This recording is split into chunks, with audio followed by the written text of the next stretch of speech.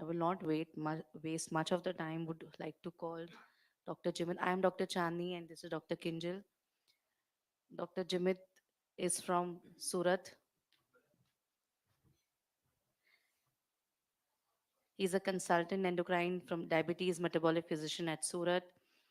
Many co-authors at RSSDI guidelines, executive editor and progress in medicine. He's from TS. He has also won a national award in 2016 at TYCA, member of American Association of Clinical Endocrinologists. His topic for today is insulin during travel, post-transplant, on steroids. Dr. Jimad, I hand over your session. Thank you, Dr. Chandni, and thank you, Dr. Manoj Chawla, sir, and Dr. Purvi for inviting me here. So we are starting with a wonderful insulin workshop, and I'm sure you'll be having uh, so much questions also about insulin, and there are different topics in this workshop, and the question answer is at the end, so you can interrupt me also in between. So I will be talking about three important aspects which are mainly patient related, and one aspect that is doctor related also. So travel, post transplant, and when we give steroids. These are the three tricky parts in insulin management, and that's why we'll be looking after these three parts. So traveling, we know it is very important thing. One key aspect is also transportation and storage. So storage becomes very, very important because we know insulin being a complex protein and very, very temperature sensitive molecule. So once the temperature increases, it loses its potency. So that's why the maintenance of cold chain is very, very critical during traveling. And the storage part, very important thing. The common mistake what we do is we place insulin directly on the ice cubes or directly to the ice packs. So this is a mistake because majority of the time what will happen, the surface of insulin which is in direct contact with the ice will be definitely we go below 2 degrees Celsius and will have losing its potency.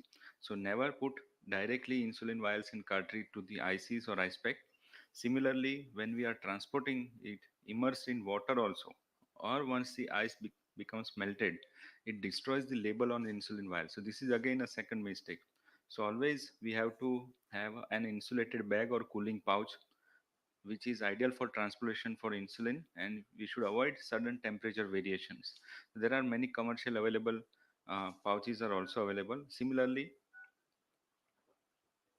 we have we can if you want to transport longer, we have plastic boxes like this, and which have ice in below and above, and in between there is a cotton layer and a waterproof layer. In between them we can store insulin, which is the one of the ideal one for shorter duration of trans. We have some of the gadgets and pouches available commercial in India also. This is one of the simple pouch which is available in India very widely, and you can use. I've hidden the brand name, but you can find any of them. So it works. It has a crystal pouch, you can see here.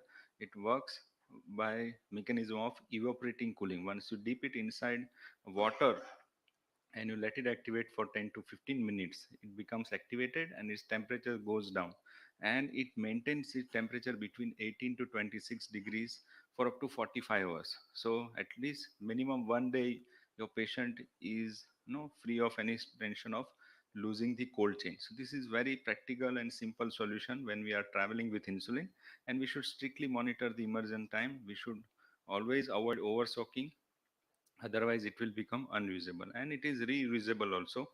Once your travel is over, you can just simply make it dry and it is ready for the next use. Similarly, for road travel and rail travels, always, as we have discussed, keep in a flask with high or with a handbag. Okay, once you keep in a car. So common mistake what we do is we keep the insulin, okay, in the glove box. Okay, driver side, the co-driver side, there is a compartment which we call glove box. And very critically, if you park the car with AC switch off, okay, in summer your car's temperature go high up to 40 to 50 degrees Celsius, and it instantly denatures the insulin. So avoid keeping insulin stored in the car's glove box, which is one of the common mistakes. Similarly, air travels, very, very important thing, we should ensure sufficient injection supplies. Why? Because we see lots of time that baggages are lost, okay, or baggages are delayed. So ensure you have enough supply when we are traveling abroad. In air travel, advise patient to carry doctor's prescription and certificate, which is again a critical. Time zone changes, we will see about how to do time zone changes and changes in the basal insulin time. And it should be never be placed in baggage hold in the plane or the check-in bag. Simple words, because the temperature when the flight is at the very high altitude, the temperature in the cab, the check-in baggages can go to freezing also, and this will denature the insulin. And avoid, it is advisable for patient to have pens and cartridge to carry, and no, especially a spare one, to ensure uninterrupted insulin supply in the event of either a pen is broken or malfunctioning, or it is lost very commonly. So if you are traveling a long international travel, and when we are switching time zones, so there is one of the important thing, when to take basal insulin. Okay, travel, it is again a very important thing. So uh, when we are traveling east, okay, and we are switching approximately time zones or more, what will happen, the day will actually shorten. The time, they will not shorten, the time zones they change. So actually we will see lesser daytime, and we may need a reduction in the long acting basal insulin dose. Okay, suppose you are traveling to east, and the time zone difference is, suppose we take 5 to 7 hours, and when you reach there, you will be seeing already the evening or the night time has already come, and your basal insulin time is actually earlier, even if you have taken the insulin at the regular night time in your home country. So what will have to you have to do, you have to reduce the dose of basal insulin on the first night at the travel country, and the second day you can continue with the same insulin doses and same timing at the newer zones. Similarly, if you are traveling westward, what will happen, the day become longer. Okay, you fly in morning, and you will also end up in morning or afternoon only, even after 8 to 10 hours. So this means you need to take an extra doses of rapid acting insulin or shorter insulin. Why? Because the basal will have lost its no effect. Suppose you are taking glargine, the effect will be gone mostly after 18 to 20 hours, and you are still further improving the you are still delaying the next basal doses. So what will happen, there will be insulin free time. Okay, and especially in type 1 diabetes, it can start ketogenesis. So you have to take an extra shorter acting insulin in between. And we have now general second generation basal insulin. So switching to this, or patient who are already on this basal insulin, you will have an advantage because of added extra half life. So another thing will happen in traveling is the during the flight multiple meals are served. So patient with type 1 diabetes, especially for them, you have to take extra injections, and patient should inject rapid acting bolus insulin with any meal that contains carbohydrate, for especially for type 1 diabetes. Coming to second part, transplant and diabetes. So majority of these patients after the organ transplantation, which has picked up in our country now because of more and more awareness, we are seeing more transplant cases, we are getting references for transplant and diabetes. So majority of these patients are renal transplant patient in my point of view in India, and majority of them are diabetes, because we know diabetes is number one reason for CKD and transplant in India and across world also. So majority of these patients are having diabetes prior to transplant. This makes the major chunk. Then second thing, hyperglycemia occurs immediately following transplant, which we call transplant diabetes, stress diabetes, steroid associated hyperglycemia. So it is stress from surgery also, high dose steroids also, and changing steroid regimens. And diabetes risk after long term following the transplant. So this is a new term, new onset diabetes after transplant. So this is not, or this is different from acute hyperglycemia immediately post-op, but it is longer, long-term follow-up. You continue the follow-up of the patient, and you find new onset diabetes, which we call NODAT. And these are the risk factors. So, what are the treatment options? So, post-transplant diabetes is an important contributor, very important to mortality of renal transplant patient. And effective management is very profound improvement in long-term outcomes after kidney transplant. The critical part is insulin therapy, because in early post-operative phase, if you start insulin treatment, you have beneficial effect. You will see the advantages of using insulin in post-transplant diabetes earlier to have protective effect on beta cells also. And beyond the early post-operative phase, we can start oral anti-hyperglycemic agent, and later on we can continue on oral also depending upon the patient profile. So in 2014, there was an international consistent guidelines for screening, diagnosis, and management of post-transplant diabetes. We'll just focus on treatment. So initial 1 week insulin is the choice. From after 1 week, you start insulin, you continue insulin also, and you try to add oral anti-hyperglycemic agents also. And for post-transplant or NODAT, lifestyle modification is first.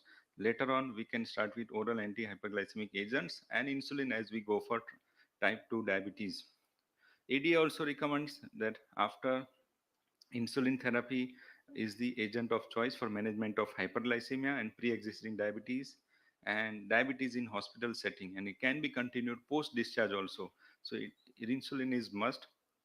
What about RSSDI recommendation? So similar recommendations are from RSSDI also. Early post-transplant period, insulin is the only safe and effective agent due to high glucocorticoid doses and acute illness.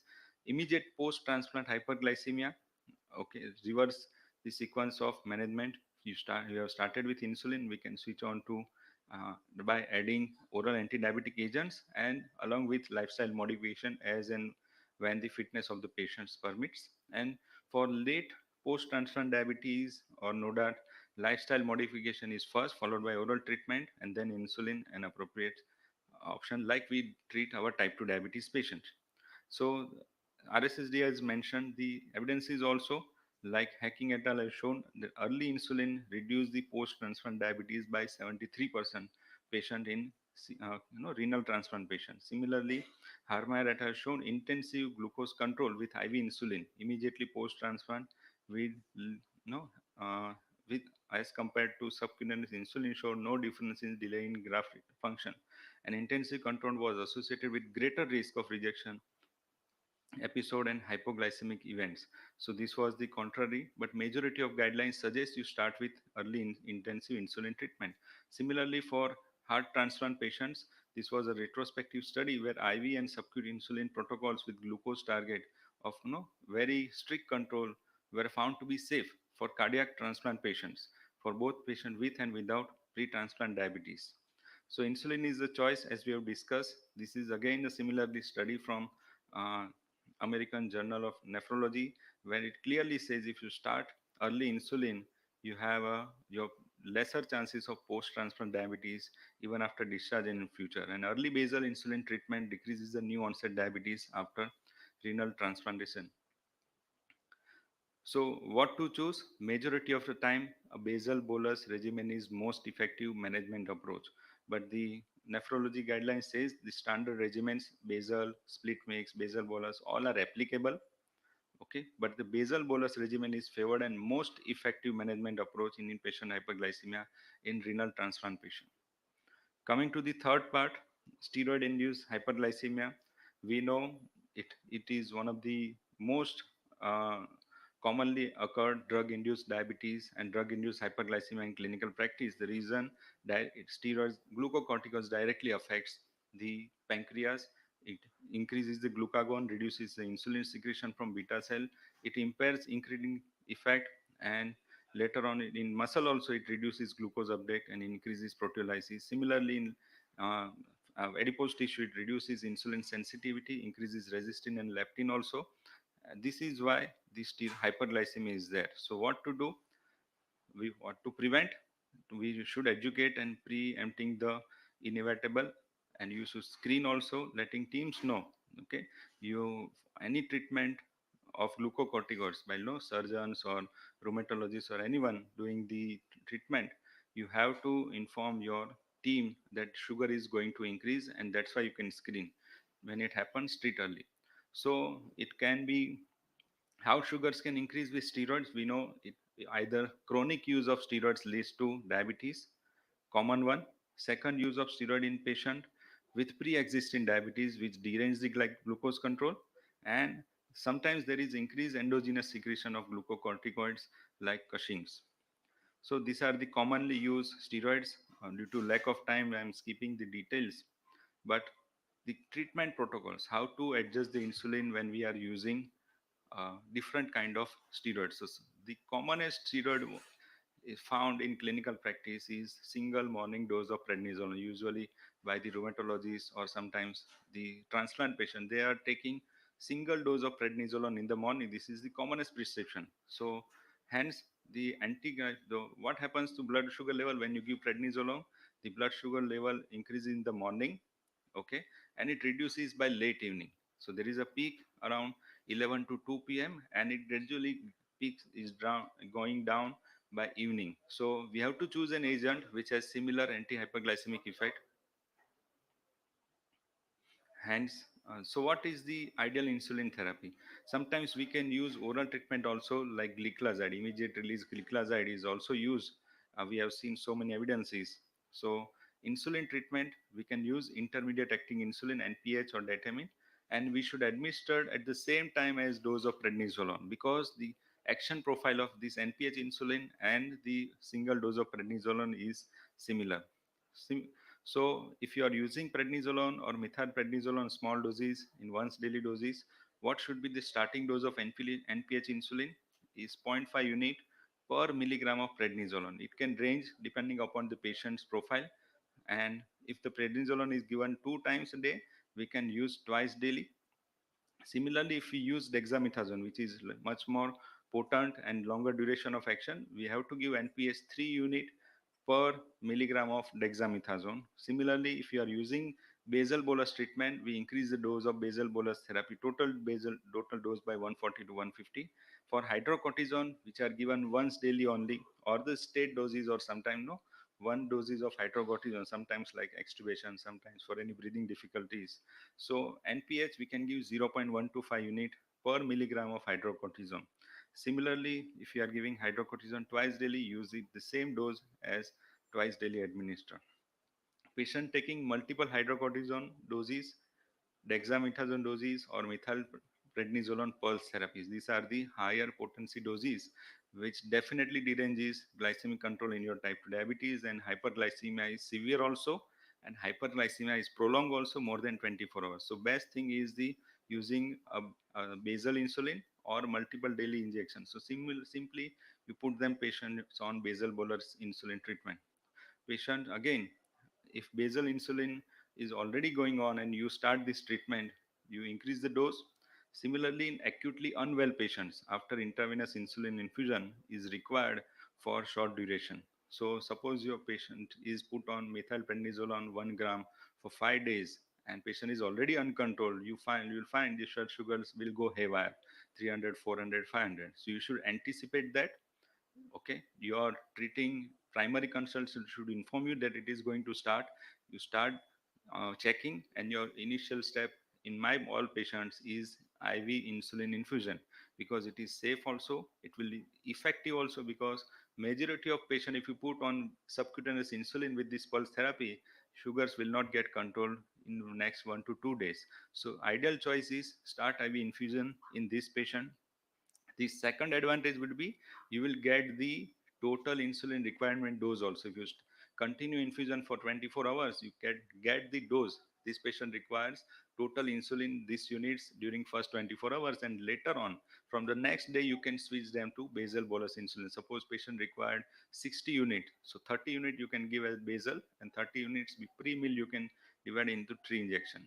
Similarly, when we are tapering the doses of steroids, you have to reduce the dose of insulin, otherwise your patient will go into hypo, and this is very common in OPD based practice. So you should explain your patient to check and revert back to you. Similarly, insulin during type 1 diabetes patient getting steroid, this is a similar one. Patient on type 1, my all patients are usually on basal bolus only. So simplest thing is you increase the dose of all the insulin, all the doses by 10 to 20%.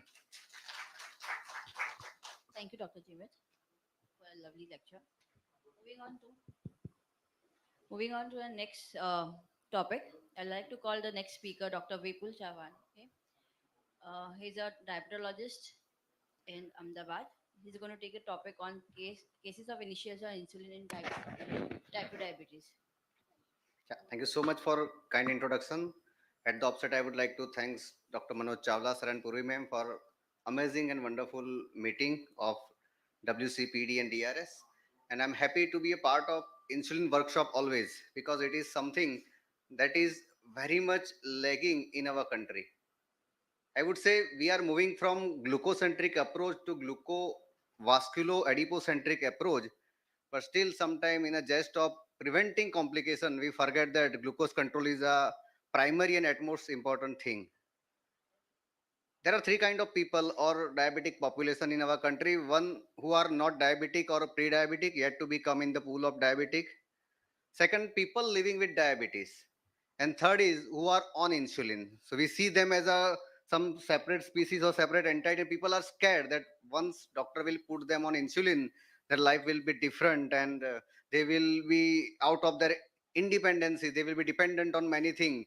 And secondary, there is some guilt that they have failed to control their glucose in adequate level. And as a punishment, doctor has put them on insulin. So today it is a workshop. So I would not use much of my slides, but I would take audience opinion that when should we start insulin? Today we are talking about type 2 diabetes specifically. So when should we start insulin in type 2 diabetic patient? Any opinion from audience? Can we start insulin when patient is on steroid? Can we start insulin when patient is on end-stage kidney disease or in dialysis? Can we start insulin? Yes, sir.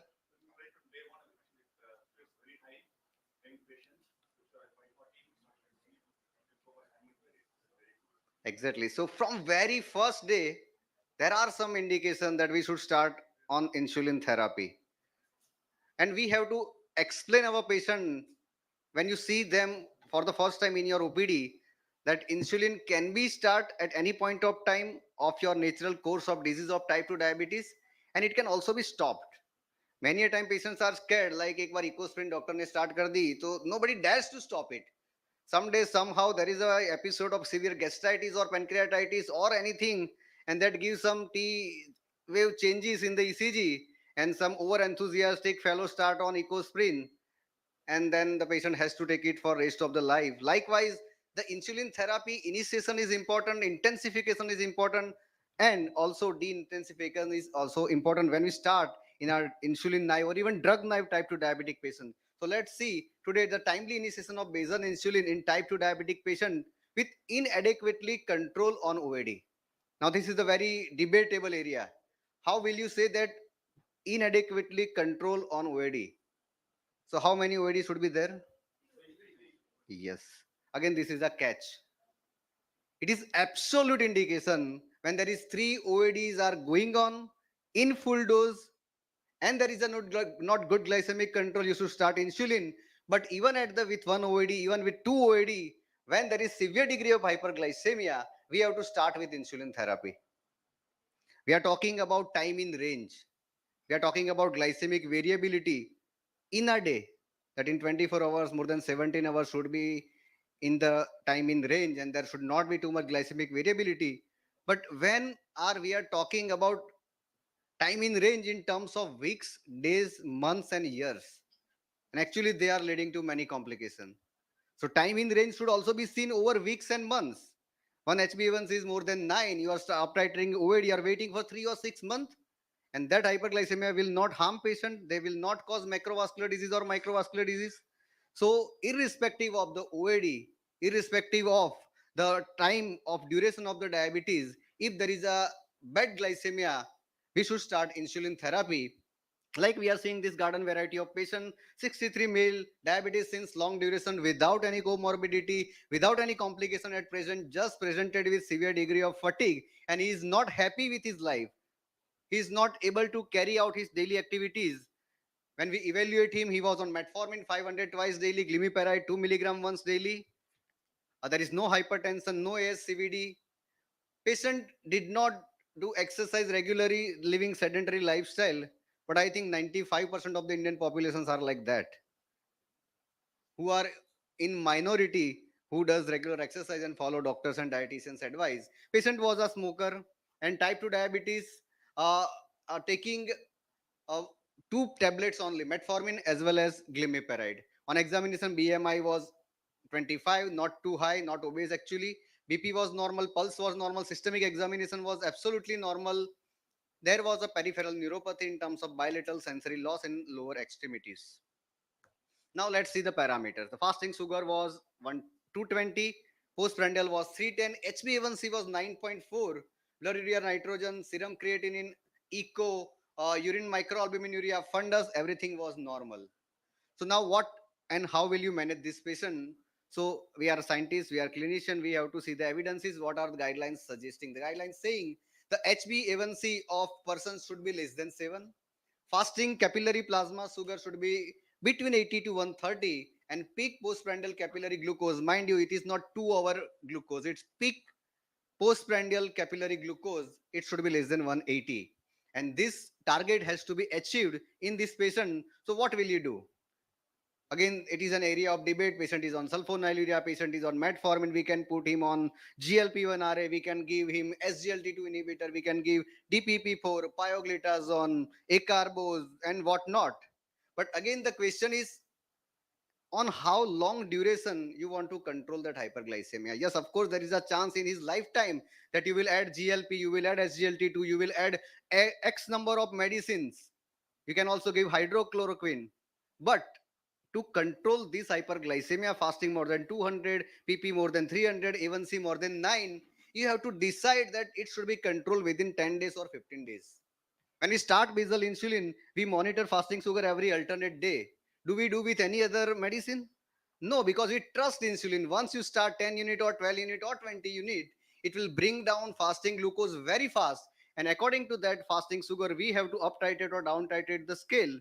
So let's see how cumulative evidence supporting the early insulin initiation and the evidences from India itself, from Dr. Manoj Chawla, Dr. Makkar sir, Dr. V. Mohan sir, and they all say that early insulin initiation gives good glycemic control as well as good durable glycemic control. And once you have achieved this glycemic control, you can now taper off the insulin, as well as you can add glucovascular adipocentric medicine, you can add GLP-1, you can add SGLT2, and whatever you find feasible for your patient. So now let's case the continue.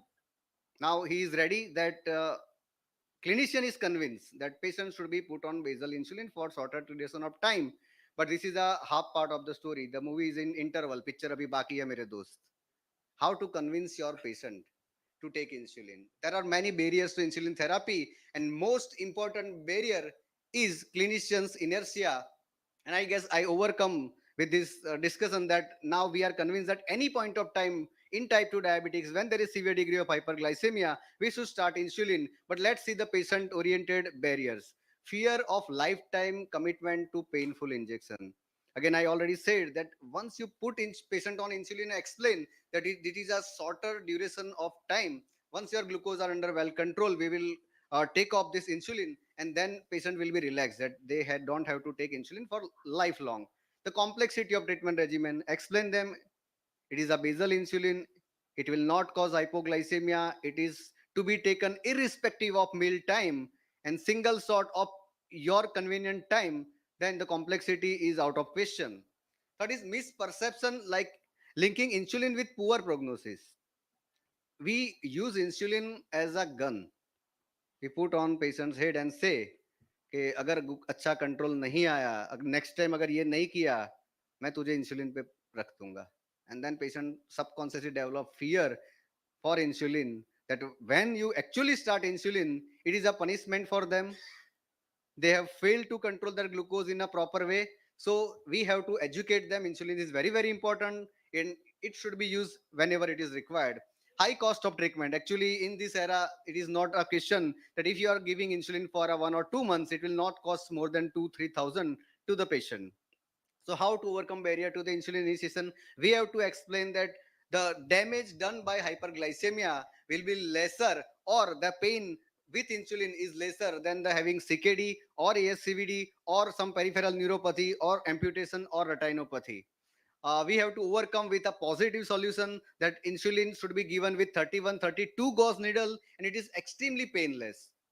In our clinic, me and Dr. Dhruvi most of the time give first shot in our presence, and patient feel that it is actually painless. difficult to use. Dexterity is very, very important. Patient is 60, 65 years of age. They haven't used any gadget with their hand. We have to give them pen in their hand, disassemble the cartridge, pen, needle, everything, and then reassemble and take first dose, dialing 10 unit. Then again, we have to tell them to dial to 20 and go back to 10. You can go back. It's not necessary 20 dial ho gaya to wohi lena padega. Then that will help to the patient. The complexity treatment is not that in basal insulin you have to single shot at any selected time and misperception linking insulin with poor prognosis. No, it is not that. It is helpful for management of type 2 diabetes in a good way. This is also a paper that shows initiation and intensification of insulin therapy in type 2 diabetic. What are the barriers and solution? And again, this slide or this insight study shows that when you put patient on insulin, you achieve good glycemic control early, as well as the durability is also there, that patient remains in good glycemia for longer duration of time with good HbA1c, good fasting sugar, and good postprandial blood glucose levels. So now the third question is what dose to be started. The dose of insulin depends on two things. First and most important is glycemic status. We have to see whether HbA1c is less than 9 or HbA1c is more than 9. Simple thing. And second is weight of the patient. If the HbA1c is less than 9, you can start with zero point 0.2 unit per kg of basal insulin.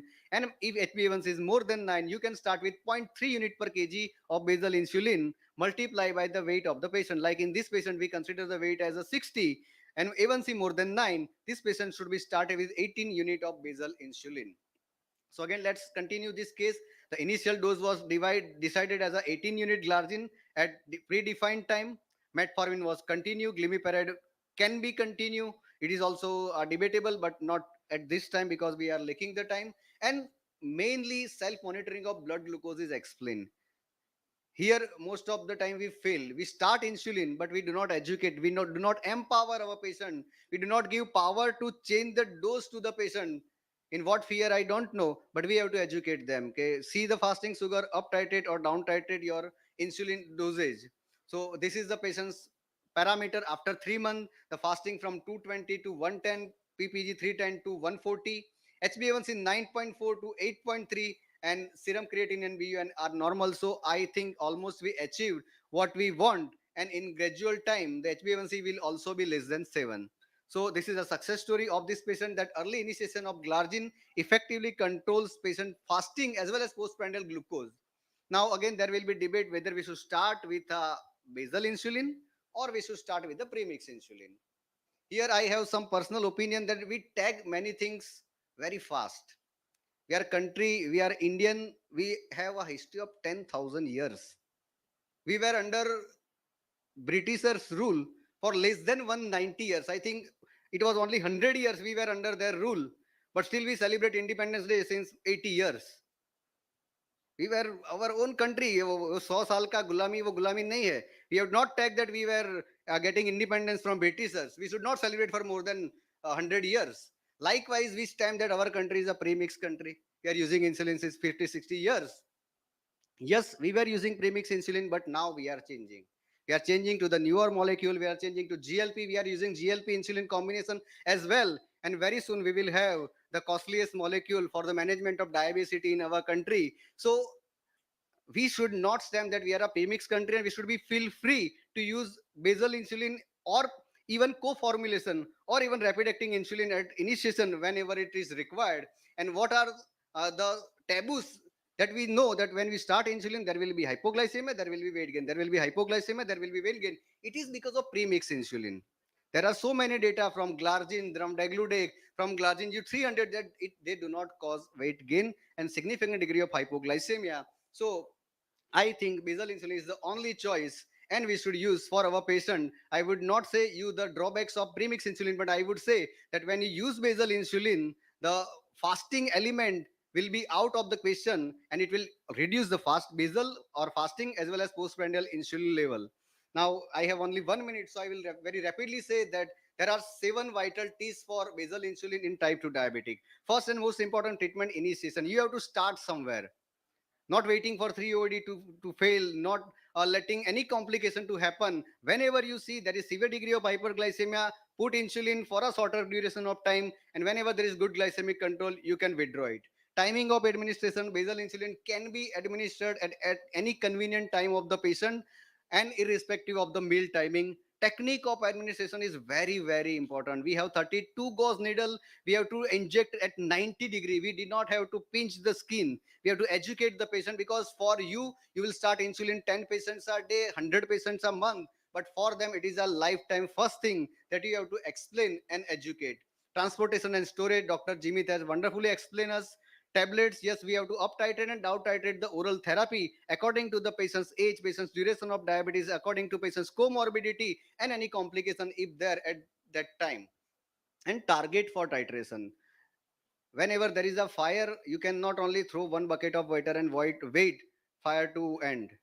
You have to throw a second bucket, third bucket, and more water will be required. Like in insulin therapy, starting 10 unit or 18 unit will not be adequate. According to the hyperglycemia, you have to monitor the sugar and up titrate and down titrate the therapy. But you need to have predefined targets for the patient. That this patient requires fasting 90 or 100 or 110 or 120, depends duration of diabetes and comorbidities of the patient. And tool for monitoring and troubleshooting. In this era, we are living in a technology, we are living in AI era. At least we can provide some backup WhatsApp number to our patient, that if there is any difficulty, you can contact us here. And for monitoring, we have implantable sensors to a simple glucometer. Everything is available. We have to just educate and empower our patient. So starting the insulin is just beginning. We have to up titrate, intensify. We can get to basal plus, to basal bolus therapy, and it is a continued process for the patient. So time is up. I will not spend more time. So we are starting the campaign called Insulinization for India, like vaccination for India. We are in era, we are living in a tsunami of type 2 diabetes. We are developing diabetes in teenage, 20s and 30s. So if we not start insulin at a correct time, after 10 or 20 years, there are people living with complications of diabetes. Right now, we are talking about diabetes prevention and reversal. After 20 years, we will be talking about prevention of complications of diabetes. So if that we not want to happen, we have to join hand with each other, and we have to start insulinization for India. Once again, thank you all for your silent listening. Thank you, Dr. Vipul. It was really a power packed session. Questions we'll take later on. Moving on to the next session, Dr. Anushri Mehta from Mumbai. She's a consultant diabetologist, also working at Ramakrishna Mission Hospital attached to Arogyanidhi. Her topic for today is newly detected type 1 DM 11 years. How to start insulin therapy. Dr. Anushri, I would. Thank you, Chandni. I would like to thank Dr. Manoj and Puri Chawla for giving me this opportunity to be part of the WCPD DRS extravaganza that we've been attending for the past 2 days. So, my topic is newly detected type 1 diabetes of 11 years, how to start insulin therapy. I have not kept any trials. This is very, very pure clinical presentation, and I probably might cover up for the time. So, so don't worry. So, whenever we come across a child with type 1 diabetes, the first question that we have to answer, or the first decision that we have to make, is which insulin to use, in what dose, and education is as much a part of the treatment. Monitoring is as much a part of the treatment as is the insulin. So if you're only giving insulin, if you're only prescribing insulin, not giving an education, not asking them to monitor their blood sugars, then it's a half treatment. It's not complete treatment. So I will probably repeat this couple of times during the presentation, that there is no role of any premix. The only regimen that should be used, whether the child is rich, poor, middle class, doesn't matter. The only regimen that should be used for a child with type 1 diabetes is a basal bolus regimen, 4 injections a day, maybe more, nothing less. Okay, so nothing, no role of any premix. If the child is on premix, we switch them over. And this is a newly detected child, so the ball is in your court. You can pick and choose your choice of insulin. So we have a lot of choices for basal insulin available in the market nowadays. You all are very well aware. We have prandial or bolus insulin available. Depending on the patient's pocket, you can actually select the type of insulin you want to give to the patient. And nowadays, even glargine is under the DCGI. They've price capped it, and it's quite affordable for most of the patients. Earlier, maybe a couple of years ago, the child or the schedule and the food of the child was actually catered to the insulin dose. But we've seen a switch, we've seen a 180-degree switch, and now we first take the schedule of the child into consideration and then give the insulin to the child. So let's have a quick look that whenever we give basal bolus, you can see here that we expect the basal to work for 24 hours. It's peakless, and if it's given in the right dose, it shouldn't cause any kind of hypoglycemia. And every time the child eats, as the physiology goes, they require a bolus of insulin. Okay, now this bolus can be a regular insulin, or it can be an analog insulin. Okay, but if you give an analog, the analog will only cover for the meal before which the insulin is taken. It will not cover for any extra snack that is taken in between meals. So we have to take the schedule of the child into consideration. We'll come to that. And this graph here, you can see this is regular insulin. So you can see that it acts for 4 to 6 hours and it peaks at 2 hours. So whenever the child is on a regular insulin, you have to make sure that at the time of the peak, so at 2 hours, the child is given an extra snack. Otherwise, there is a very high risk of the child developing hypoglycemia. Okay, so if the child is reluctant to have an extra snack, or if the child is not very regular with the food, then you can actually prefer to switch them over to an analog insulin over a regular insulin. That will work better for that particular child. So for this child, we'll say this is a typical schedule of a 11-year-old. They'll have breakfast in the morning, go to school. In school, they may have a break where they may have a snack or they may play, right? So we don't know if they're going to eat the snack or not. So we take the history from the parents or from the child that, okay, what is it that you want to do? Do you want to have a snack in school? Do you feel hungry? If they do feel hungry, then you'll probably give a regular insulin, which will cover for the snack in the school. If not, then you can give a rapid acting or an ultra rapid acting insulin. Then they come home and usually have lunch at home. They have morning school, or if they have a full day school, they may have a lunch break in school. And if they have a lunch break in school, they have to take a bolus in school before lunch. There is no leeway that lunch requires insulin. No premix is going to cover for it. No NPH is going to cover for it. No jugaad will work. No AGI, no metformin, nothing. You have to give a bolus for that lunch, if at all, if it is in school. At home, it is not a problem. They usually are ready to take their pre-lunch bolus. Okay, and then you have maybe a rapid and ultra rapid before dinner. Now, this evening snack is always a googly. I think even when we treat our type 2 patients, the evening snack is always a googly. It's usually vada pav, dosa, and whatnot. Okay, so it's a similar problem even with our type 1 kids. So again, now if the child, a lot of children don't prefer an evening snack. You'll be surprised because they come home late. They come home at 2 o'clock, they have their lunch, and then 8 o'clock they have dinner. So they don't prefer an evening snack. So we can actually ask them to skip the evening snack. We can just give them a rapid or an ultra rapid acting in the afternoon. But if they do want an evening snack, we have to give a regular insulin so that it will cover for the evening snack, because it's a longer acting, as I showed here. So if you to give it at lunch, it will cover almost, at the extra snack at 4 or 5 o'clock. Sometimes if the evening snack is very large, or if they are not consistent with the evening snack, again, a rapid acting or an ultra rapid acting insulin gives them a lot of flexibility, and they can just take the shot when they have an evening snack, and they can skip the shot when they're not having an evening snack.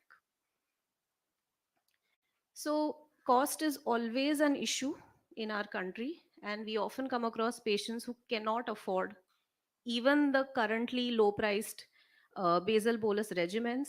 So we still have human insulins. We don't need to give them premix. They work equally well. We just have to teach them how to mix the insulin in the syringe. Dr. Vipul Chawda mentioned about dexterity, which is not a problem with children. They are much more flexible. Their vision is much better than our vision. So that is usually not an issue. Just have to teach them how to use it. They learn the skill very quickly. An 11-year-old child is very well, equipped, has enough IQ to take their own insulin injections, should not be an issue. So we can give them something that we call as a split mix, which was being used before the basal insulins came into the picture. And you give NPH and regular insulin, and they can actually be mixed in the same syringe while before taking the insulin injection. So we usually split the basal or the NPH and the regular insulin in 50 to 60%. So 50% would be NPH, 50% would be basal.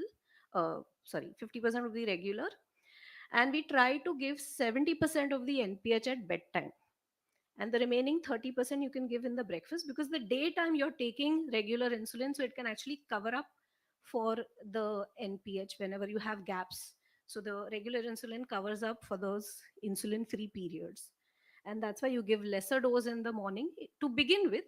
Then you have to adjust according to the patient's requirement. You give more in the night. So if the child is admitted and you've given IV insulin, so the rule is that whatever total insulin that the child required over the last 24 hours in the IV insulin pump is what is the total daily dose. You calculate, for example, if she required 40 units of insulin over the last 24 hours, I'll split it into 50-50. I'll give 50% as basal, and the remaining 50% I will split into 3 doses before every meal. Generally, in the beginning, they require higher doses, and as the sugars come under control, on an average, most type 1s require anywhere between zero point 0.7 to 1 unit per kg. That is the usual average requirement for most kids or adults for that matter. Uh, at this stage or at the first visit, it is very vital that the family is educated about honeymoon phase, because very often we see that when you initiate insulin therapy, over a period of 1 month the insulin requirement goes down. There is some temporary recovery of the beta cells which may last for anywhere between few months to even a year, and during this phase the insulin requirement drops drastically. So what do patients and what do their families feel? Ki hum to theek ho gaye. And this is where all the babas come into the picture, because they will go from one, they are going to go, whatever you do, however much education you give, they are going to go and take second opinions, because it's a very big diagnosis. To live with the fact that your child has to take insulin for the rest of his life is something that is going to take time to accept. So this is the time when all those powders and uh, what that lakdi and whatever that you get is misunderstood. So what is happening is that naturally there is beta cell recovery and the insulin requirement goes down. A lot of kids go off insulin for a short period of time, and they attribute it to the alternative therapy, and all the credit is taken by the babas and whoever, and and you can lose the child because you've once accepted the diagnosis, then you've gone off insulin and you thought you were cured because of some miracle of God. And then again, you require insulin and then they never come back. Okay. And that can be life threatening. The child can lose their life. They can probably develop severe decay, land up in the hospital because they will not check. So that is the biggest problem, that when they go to these alternative doctors, they give them treatment, हाँ भाई ठीक हो जाएगा, and they tell them check करने का कोई जरूरत नहीं, आप देखो insulin बंद हो जाएगा.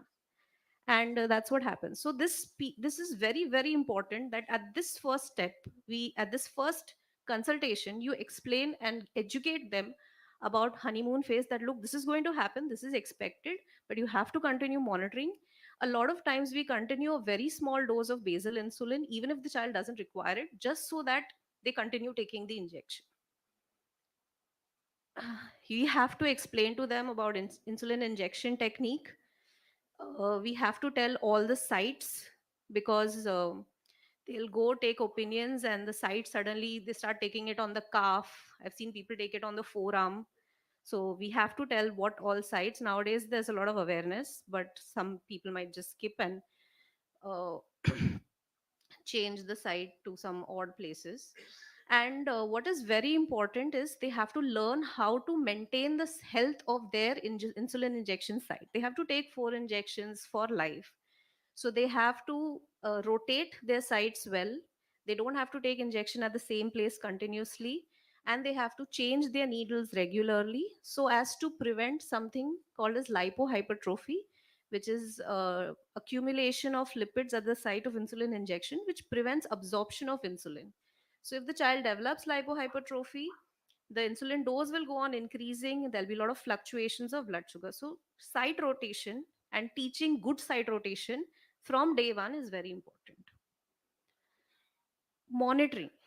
Now, this is not me. I'm not saying this from my pocket. These are the ISPAD guidelines. These are the ISPE guidelines. This is the ICMR guidelines, that every child with type 1 diabetes has to monitor 6 to 7 times a day for the rest of their life. There is no holiday. Okay, there is no hall pass, there is no detox. You have to monitor, means you have to monitor. And it is very important that all of us as healthcare professionals maintain the same language, because making them take the insulin is actually easier than making them monitor, and the treatment is incomplete without monitoring. So all of them, if we all keep saying the same thing, they will accept. Because what happens is they go to one doctor says 6 se 7 baar karna hai. They walk. We've seen patients get up and leave, that we are not going to do this. They go to another doctor, हाँ एक ही बार करो. They'll go to a third doctor who'll say महीने में एक बार करो. So they are going to go keep looking for the answer that they want, but that is not the right answer. The right answer is that they have to monitor at least, if not 7 times, 4 to 5 times a day, every day. Okay, the concept now is to match insulin to food. Earlier, we used to match food to insulin. So, basic things like consistent maintaining the carbohydrate intake of every meal, and we can give them some basic education about carb exchanges. And at a later stage, once they are well equipped with everything, that is when carbohydrate counting comes in. So, we should not be in a hurry to start carbohydrate counting. Let them get used to all of these things. They will get a lot of variety even with using the concept of carbohydrate exchanges, and it actually works much better than carbohydrate counting, because when you teach them carbohydrate counting, they think they can eat anything. And it unfortunately is a very, I think it's a very abstract math, and it doesn't work as well as we think it should. Peer support, I think, at this stage is probably the most important, because it goes a very long way in helping them accept their diagnosis, because they have to spend a lifetime with the condition. We only have to spend 20 minutes with them, but they have to live with it day in and day out. So peer support is very important. If you know any local groups, or if you have other patients, you can just put them all in contact with each other. There's not much you need to do. They'll just do the rest. So all you need to do is just put them in touch with each other, and they'll just take it up, because they are also looking for some help. Okay, so peer support is very important. And what okay, my time is up. So the other thing is that the first month is when the insulin doses are very dynamic. So if you have educators, or if you have dietitians, or if you have resident doctors who are willing to take on the responsibility, what we often do is we make a WhatsApp group and let the patient be in touch with someone, at least the educator or the resident doctor. And that way, because there's a lot of change of doses that happens on a daily basis in the initial 1 month, till they settle down on a dose that is final for them. Because if they have to keep coming to the doctor, they are not going to keep coming. It's, I mean, it's not possible to go every 3 days to a consultant. It's different when you're going to a general practitioner, but they are not going to go every 3 days to a consultant. Second is that they don't know at that time, what do I do when my sugar goes low, what do I do when my sugar goes high. So it gives a lot of help to have that backup support for the first 1 month or so. Thank you. Thank you, Dr. Anushri, for a lovely talk. Moving to our next topic, I would like to call our next speaker, Dr. Kadan Natarajan. He's from Chennai. He'll be talking about the insulin during the renal replacement therapy. Thank you, chairpersons, and also I'd like to thank Manoj and Purvi Chawla ji for giving the great opportunity. So we all know, dear friend, we all know that insulin is a main key player in the management of any form of diabetes at any stage, right from the end-stage liver disease or kidney disease, in the progress of these modern sciences. So these topics are somewhat complex because we are dealing with some of the patient with the unstable as well as the critically ill patient involving both hemodialysis, peritoneal dialysis, CRT, and so on and so forth. So the main contributing factor, pathophysiological factor of the progression of CKD to end stage is the diabetes, almost 60 percentage. The remaining 40 percentage will be hypertension. So these, our area is to concern regarding the management of diabetes because mitigating the complication of diabetes will be somewhat mitigating the progression of ESKD also. So it is a challenging thing, and also we ought to control the glycemia in this matter. And DM is the most common cause. So these both diabetes and CKD are both independent risk factors for the development of cardiovascular diseases. So controlling diabetes and also controlling the progression of CKD to end-stage kidney disease is paramount importance to prevent the complications of both macrovascular and microvascular complication. Kidney plays an important role in the glucose homeostasis because it has almost through the modification of both the glucose infiltration, glucose reabsorption, and part of gluconeogenesis and glucose utilization. So this makes an important almost 60 to 70%, and also the insulin altered metabolism also is important burden and things in the CKD progression. The contributing factor inflammation, oxidative stress, and physical inactivity, and so on, so for the including anemia and gut microbiota have the impact burden on the end stage organs like liver, adipose tissue, and also this skeletal muscle and pancreas. So the insulin clearance, you know that in end-stage kidney disease, the insulin clearance is somewhat reduced and also totally disordered. For any patient with the EGFR less than 14 to 30, 15 to 20, the administration of insulin, maybe in the premix or any other form of insulin, will have the impact of hypoglycemia and abnormal glycemic variability. So this is the need of the hub. We want to consider practice, especially in critical care patients, including the hemodialysis, the petrodialysis, to appropriate insulin therapy accordingly. CKD also induces insulin resistance because initially it was we are thinking about uremia and uremic shock and uremic sepsis also will be mitigating, will be provocating and precipitating for the insulin related uremia, but insulin plays an important role in mobilization of potassium also and also clearing of uremia among the critically ill patients. So what is renal replacement therapy is a medical therapy that replaces the normal kidney function in patient with acute or chronic kidney failure, especially in diabetes or hypertension patients with end stage, that is this was stage 4 or stage 5A and B. It involves the various techniques such as hemodialysis, that petrodialysis, kidney transplant already discussed by Jimmy, and also CRRT and hemofiltration. These are the main this one concept that we are implicating in renal replacement therapy. So diabetes management is very important. The changes in insulin metabolism and impact of dialysis glucose is very, very important. So high glucose content, because the peritoneal dialysis, they have the glucose-rich dialysate, and hemodialysis, they have the glucose-deficient dialysate. And therefore, if you go for the this one improper insulin algorithm, they will go for abnormal glucose, this one hyperglycemia, hypoglycemia, and all the increase this glycemic variability and complication also. Various guidelines have been implicated, but AAC and AD and our own RSS here clearly alluding that the important the clinician should follow the individualization. So the patient with the CKD rise from the stage 0 or stage 1, but we are focusing here in this renal replacement therapy stage 4 or stage 5 and A and B. So if any patient having the diabetes with end stage kidney disease, maintain the HbA1c between somewhere around 7.5 or 8 somewhere. So to prevent the complication, including the hypoglycemia. That too, elderly patients very, very important because elderly patients are almost frail and frailty, and therefore they will go for hypoglycemia and falls and fractures also will happen. So we know that hyperkalemia is one of the challenging burden among the ESKD patients among the diabetes because these hyperkalemia were contributing for the cardiovascular burden. So insulin infusions will mobilize the this one potassium to the cells and thereby reduces hyperkalemia. Also, there are some theory over that hypothesis on calcitrol also. Calcitrol deficiency, hyperparathyroidism, pseudo hyperparathyroidism also plays an important role in the insulin resistance and also propagating for the complication in the end stage kidney disease, the diabetes. So what is the value of insulin? CKD causes insulin clearance. This one demanding the reduce insulin clearance, and also there will be high insulin resistance, and that will be leading to the impaired glucose homeostasis. The contributing factor is propagated by the inflammation, vitamin D deficiency, anemia, and so on and so forth. So our area to advance the progression of CKD and also reduce the hyperglycemia in these patients especially. So insulin therapy is the only regimen that we have to follow. Even there are a lot of regimens, OADs are there, but there are certain limitations because even though this one, the multiple therapeutic options is or not there in the treatment of ESKD with the diabetes. Therefore, insulin is very, very important in clinical practice.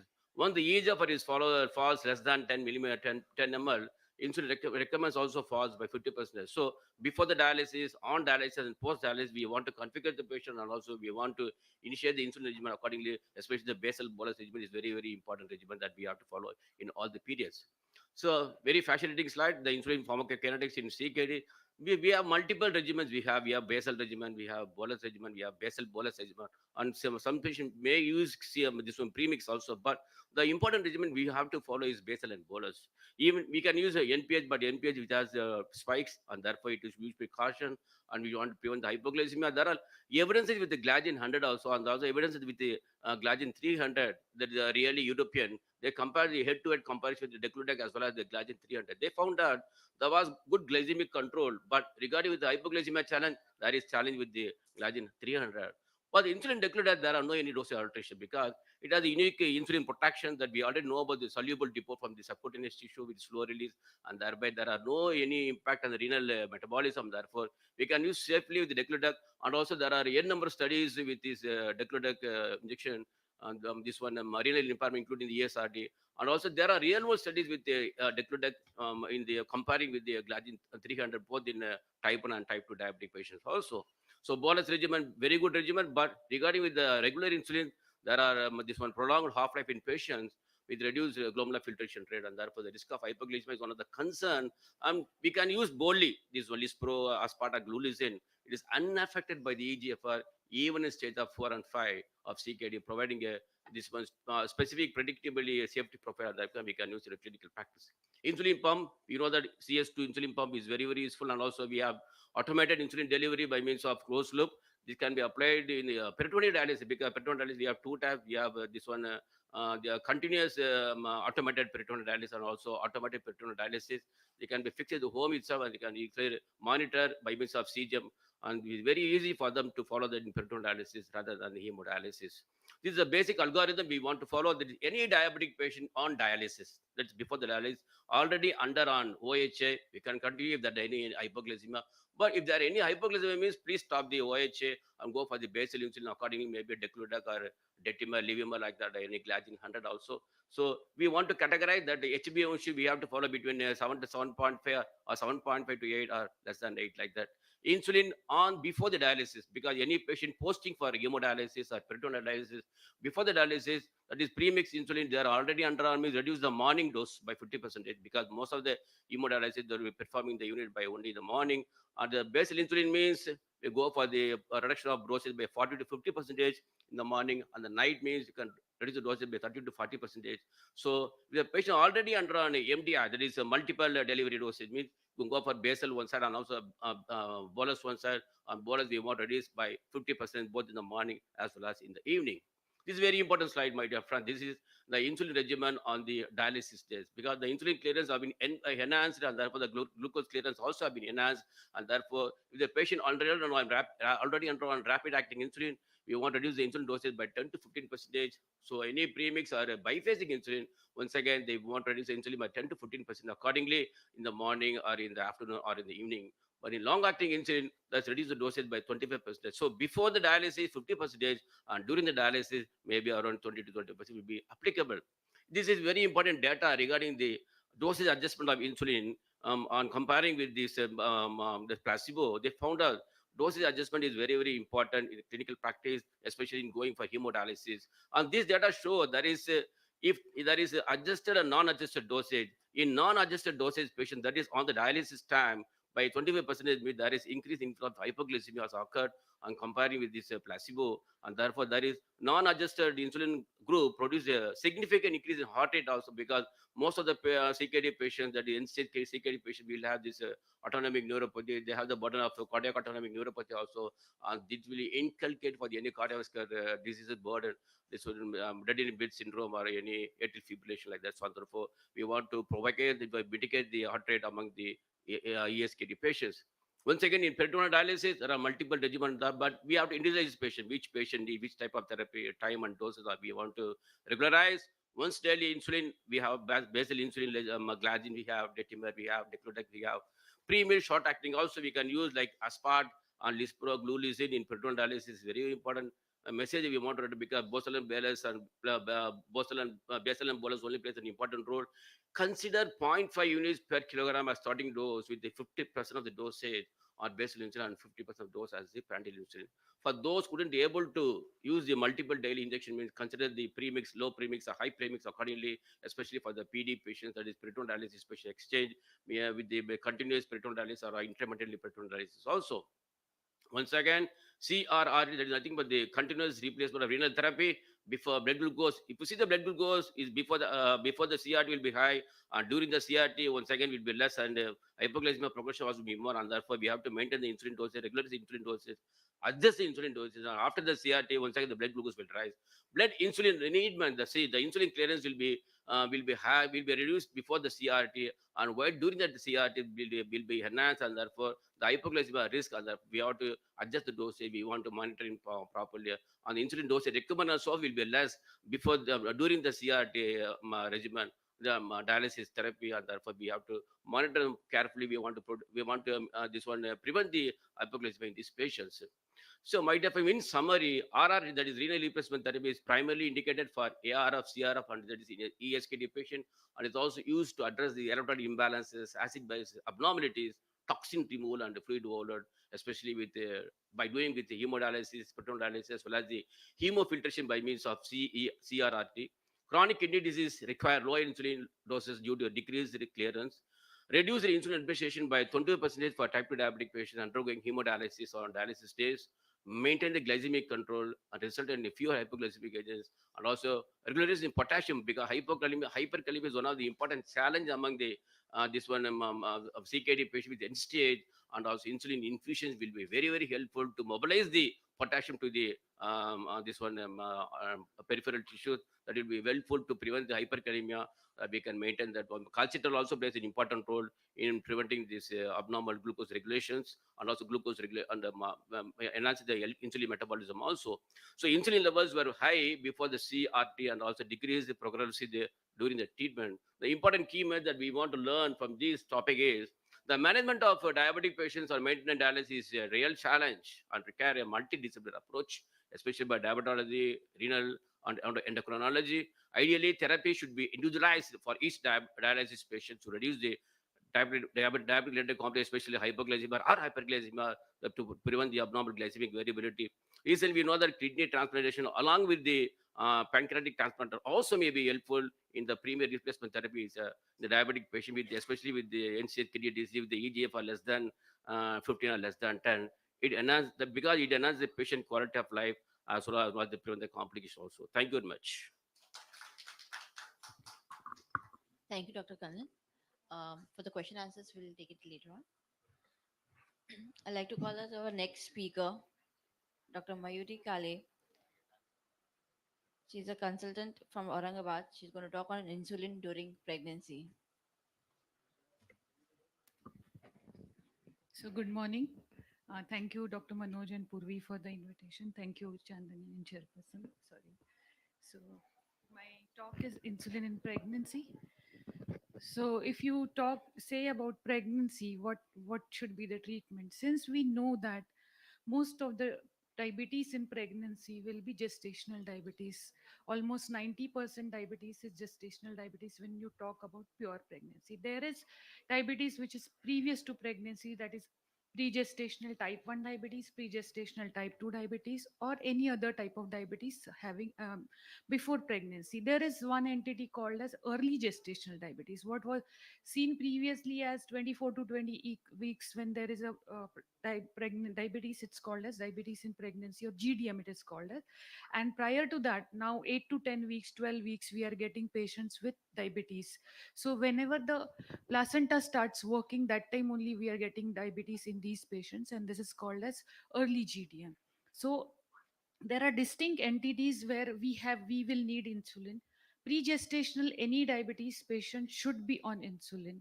Early gestational diabetes, I it is always preferred to give insulin only. Late GDM, the pure classical GDM, where we may have option of choosing from the diet, medical nutrition therapy, and maybe oral drugs. But overall, insulin is one of the safest drugs. So here we see the statistics. The hyperglycemia in pregnancy, the global prevalence is almost 18%, and proportion of cases due to GDM will be 80%, but rest of the cases will be either pre-gestational diabetes or detected just during pregnancy. So this is, you can see hyperglycemia in pregnancy in the Southeast Asia region, it's very high percentage, and 1 in 6 live births occur to women with some kind of hyperglycemia. We know, we said that GDM is the mother of all non-communicable diseases, so we need to treat it aggressively. So here also you can see all the complications occurring because of that. The fetal insulin resistance syndrome also, I think this is covered previously. So the primary treatment goal in pregnancy is complicated by diabetes is to prevent the cycle from starting, and it can be accomplished by achieving and maintaining as normal as maternal glycemia as feasible, and preferably beginning, preferably means we have to, there is no other option, so we have to start. I usually start at least 3 to 6 months prior of the prior to planning pregnancy. So there are benefits of treatment, that is insulin doesn't cross placenta, and the reducing risk to the fetus compared to the oral anti-diabetic drugs. It helps to maintain optimal blood glucose level. Obviously, we cannot titrate the oral drugs, so insulin is the only drug which can be up titrated or down titrated as according to the needs of the patient. What are the indications which I discussed just now? So insulin requirement, what happens to the insulin requirement during pregnancy? There is variability in the insulin requirement, especially during the first and third trimester. Here you can see very well that if initial, you can consider as 100%. So first 12 weeks to up to 12 weeks, there is increased insulin sensitivity in the mother, so there is decreased insulin requirement by almost 20%. But as the pregnancy progresses, there is increased insulin resistance, especially when the human placental lactogen, the cortisol, the growth hormone, they start acting, and that time there is increased requirement of the insulin. We have seen that probably at third trimester, maybe at the start of third trimester, there is high requirement, but 8th 9th month, maybe it may get plateaued sometimes in many patients, so it may not necessarily go up as shown in the this graph. When to initiate insulin? So whenever the fast, this is mainly of GDM or early GDM, you can consider. Pre-gestational, we have to start insulin before planning pregnancy.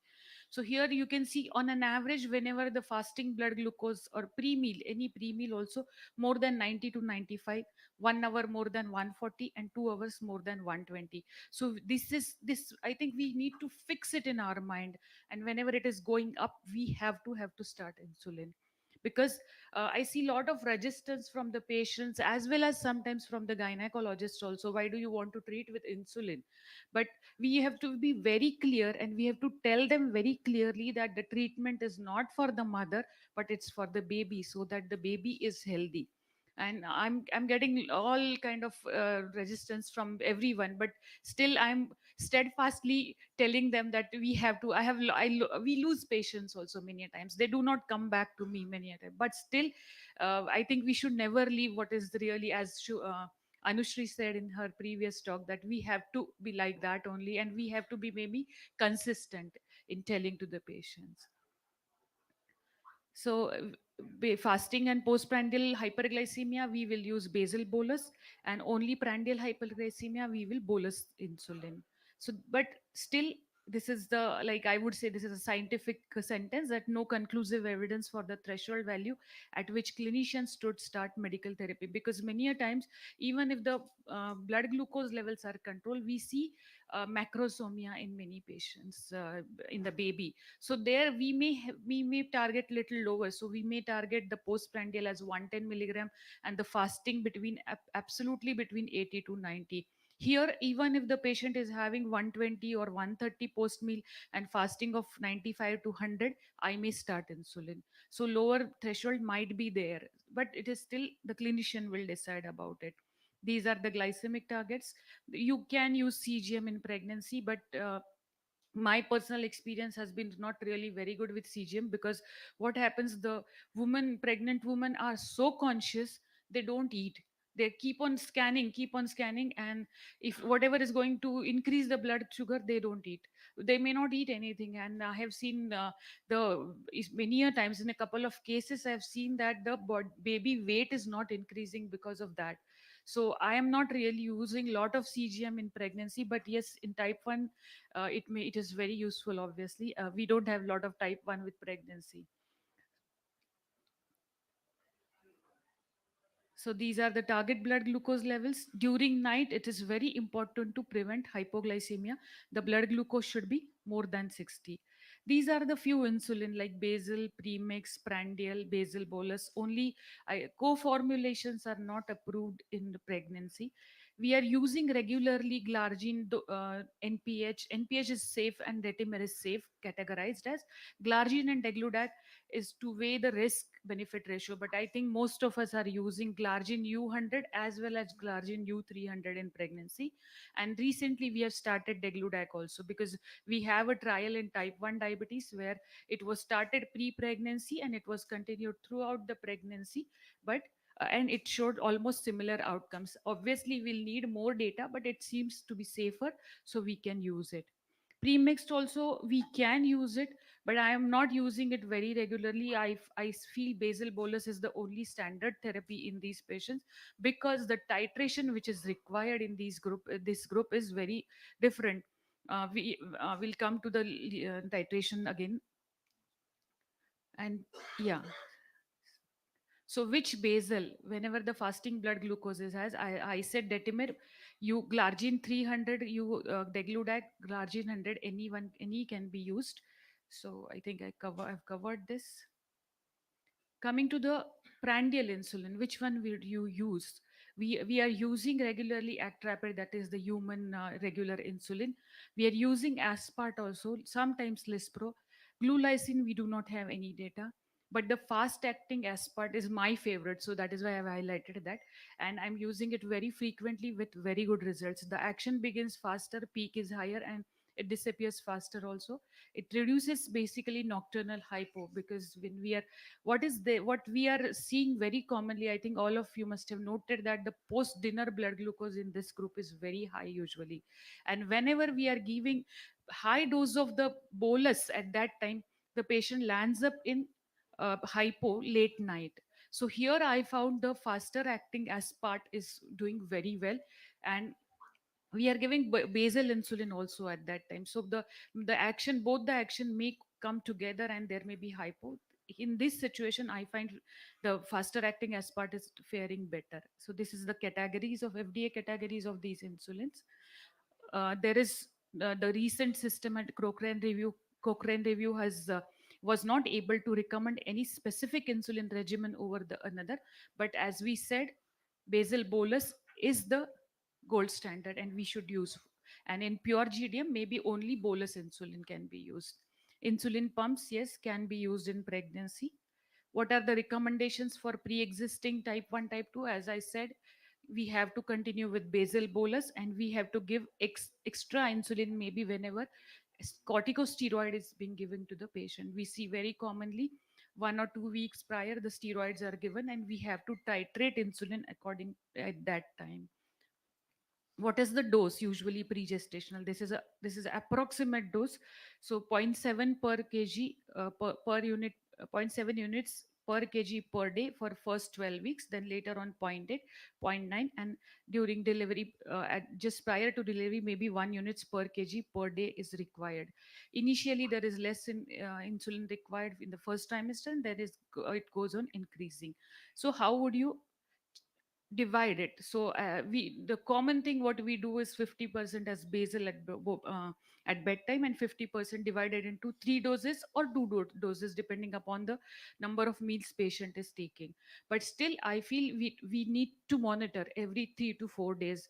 Maybe if we are giving glargine, you can monitor after 3 days or so. So if you start with glargine, if you start with degludac and u300, maybe we'll wait for 5 days, and then we will see the pre meals and 2 hours post meal, and we will keep on titrating.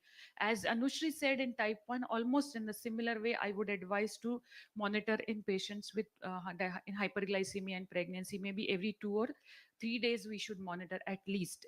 So every day, if patient is doing nothing like that, but every 2 to 3 days it will give maybe the action of insulin, and the carryover effect of the previous dose change will be seen, and we can do that way then. In patients who are having GDM, as we said, same, maybe Lispro or Aspart are sufficient, but as required, we can give basal. So 90% of the GDM patients are able to achieve targets with lifestyle modification, that is diet only. During labor and postpartum, so this is one slide I would like to add here over here. So if the patient is 60, blood glucose is less, we can continue with 5% DNS. If 90 to 120, which is the target between delivery, for the delivery we may not give anything, and rest of the 120 to 140 we can keep, and on adding the regular insulin we can use as part, we can IV also. So what my practice is common is usually, if most of the patients who are having on high insulin they go for cesarean, and I advise the gynecologist to take the patient early in the morning. Since the patient is very well controlled, I need not give anything in the morning, and cesarean takes not more than 30 minutes usually. As you induce, the fasting is controlled, and you induce the patient and take the cesarean, within 30 minutes the baby is out. Once baby is out, we are little relaxed, and maybe postpartum the insulin requirement is reduced by almost 30 to 40%, and you can give titrate and accordingly. Only thing is to have very good control during that hour of delivery, during that 1 or 2 hours, or maybe when the patient is fully dilated, at that time we need to have, for previous 1 or 2 hours, we need to have the blood glucose of 90 to 120, and we can titrate it accordingly. Or alternatively, if you don't want to use 500 ml, you can use 100 ml and put the insulin. Maybe if you put 10 units in 100 ml, the 10 ml will give you 1 unit. So accordingly also you can titrate, so that there is no wastage of the pins. Immediately postpartum it is reduced, and we have to monitor, and accordingly we have to give the insulin. So what are the risks and consideration? We have to think about the hypoglycemia, and managing the hypoglycemic episodes, giving injection, educating the patient is very important. This is one network plot analysis showing the comparison of all the strategies used for the GDM treatment strategies. So B, you can see B is the insulin. This is the, this is comparison between these bars are the comparison. The more thicker the graph, the more studies are there. The more bigger the circle is, the more number of patients are there. So here you can see more number of patients in the insulin group, and this is comparison with metformin. This is the most commonly done, followed by glyburide and the rest of the therapies, diet and exercise. So here what was found is that unfortunately there is little higher incidence of NICU admissions, and higher incidence of neonatal hypoglycemia in the insulin group. But still, for my practical purpose, I will not agree with this, though this is a network meta-analysis. And compared to maternal outcome, there was increased incidence of cesarean section, but preeclampsia was lower in the insulin and metformin group. To summarize, insulin is the only effective and primary therapy for hyperglycemia in pregnancy, especially those with pre-gestational diabetes. Classic GDM, we can use regular or short-acting insulin. Other, basal bolus is the therapy. Titration and monitoring is must. And insulin is the only safe therapy for mother and fetus. So thank you very much. I invite you for the pregnancy study group meeting which will be happening on 30th November and 1st December at Chhatrapati Sambhajinagar. So please do register. Thank you very much. Thank you, ma'am. It was really an amazing lecture. I would like to call all the speakers, Dr. Jimit, Dr. Vipul, Dr. Anushri, Dr. Kanan. Ma'am is already here. We don't have much of a time, but one, two questions we can take from the audience if somebody has to ask something.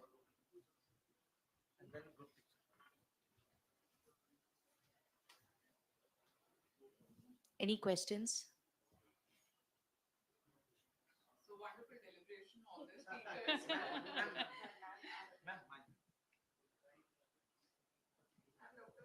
Ma'am, to ask you, in an 11-year-old, you would never use a pre-mixed insulin for type 1. I missed your lecture in So between. no premix, only basal It's only bolus. basal.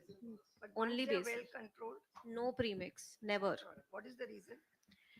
Um, so in a person with type 1 diabetes, there is absolute deficiency of insulin. And in a premix, you cannot titrate the insulin doses to the requirement of the child's to the carb intake that the child is taking. So nowadays, what we do is that whatever carb intake the child is taking, according to that, the dose is adjusted.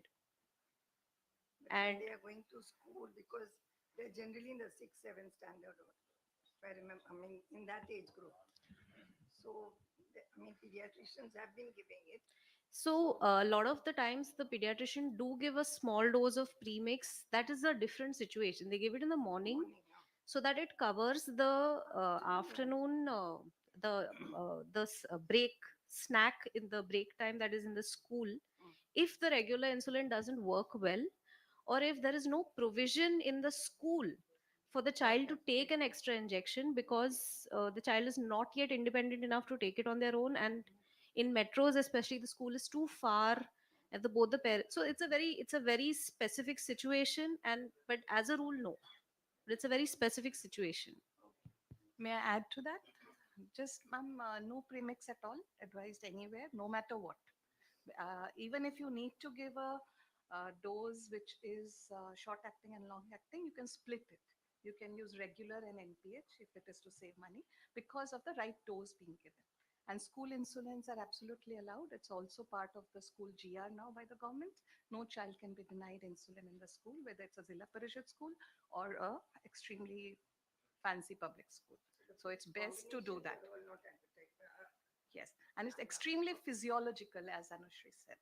So we want to give them physiological therapy. What you said was that child is well controlled. They seem well controlled. If you do a CGMS, you will find lots of highs and lows, and that is not visible in a normal SMBG. So it is not physiological and not good for the child.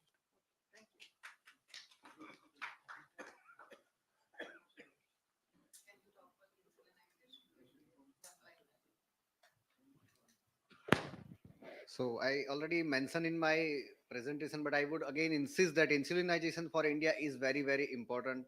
We are living in a tsunami of type 2 diabetes. We are seeing diabetes in teenage, 20s, 30s, and we are developing complication a decade earlier than our Western counterpart. So we have to be very proactive. We have to be very clear that insulinization, whenever required, we will start insulin, whether it will take our 10 minutes, 15 minutes, or 20 minutes. But the time you spend will save patient's organ in the end. And that would be the biggest incentive for a clinician to spend time with the patient. So insulinization for India is a need of an hour. And let's we all unite, as Dr. Anusri already said, that we all have to be on same page. We have not to offer patient के एक doctor ने बोला इंसुलिनलाइजेशन करना है, चलेगा ये treatment से ये कर दो वो कर दो. That is not be to be done by us. We have to start insulin whenever it is required, and we have to decide that we will start that insulin. Thank you. May I ask a question? Yeah, please, ma'am. Any experience with all the speakers with generic insulin? Because there are lots of misconceptions yet that it is not safe. So where the cold chain is maintained, I think that was one concern. But other than that, because a lot of people are using, it's half the price. If you're using glargine in generic shops, it's half the price. All insulins are half the price. So it makes basal bolus affordable, whether it's for a pregnant woman or for so any experience, any thoughts, any knowledge, So Mayura, yes, we, we please. we have to use generic insulin in India. We have to uh, whether if the treatment is scientific, we can go for generic. And the beauty of treatment with insulin is that we are continuously monitoring. If we start with the generic tablet and other standard tablet, it will be a different story. But in insulin, whenever we put patient on insulin, we say at least monitor one sugar per day. So if generic is not effective either because of DRS and cold chain or because of the substandard quality, we will have hyperglycemia and we will definitely come to know. We can educate the patient, either we will change the insulin or we will up titrate the dose and we will get the desired result. About safety, if anyone has different opinion. Would you be comfortable using in a No, no, not absolute, not really. That's true. Yeah. still, are you comfortable? No, no, I'm not at all comfortable. Basically, I'm not using also. Even in type 1, it's whenever I don't have option, then only I'm going for generic. Especially, I'm asking, there are a lot of generics also. If you talk about some standard generics, then it's okay. But the very cheap generics, I'm really telling whatever the patient thinks, I don't care, but I'm not advising them. And I'm seeing that the like most many a times the control is not there, or even if the control is there, there is little bit 10% or sometimes 20% increased insulin requirement is there. So at least some standard generics may be acceptable, but the not very cheap, I'm not accepting. It's up to There it. is only one. Across the country, there's only one type. Yeah, you're talking about, I mean, Only insulin. insulin. There's only one brand.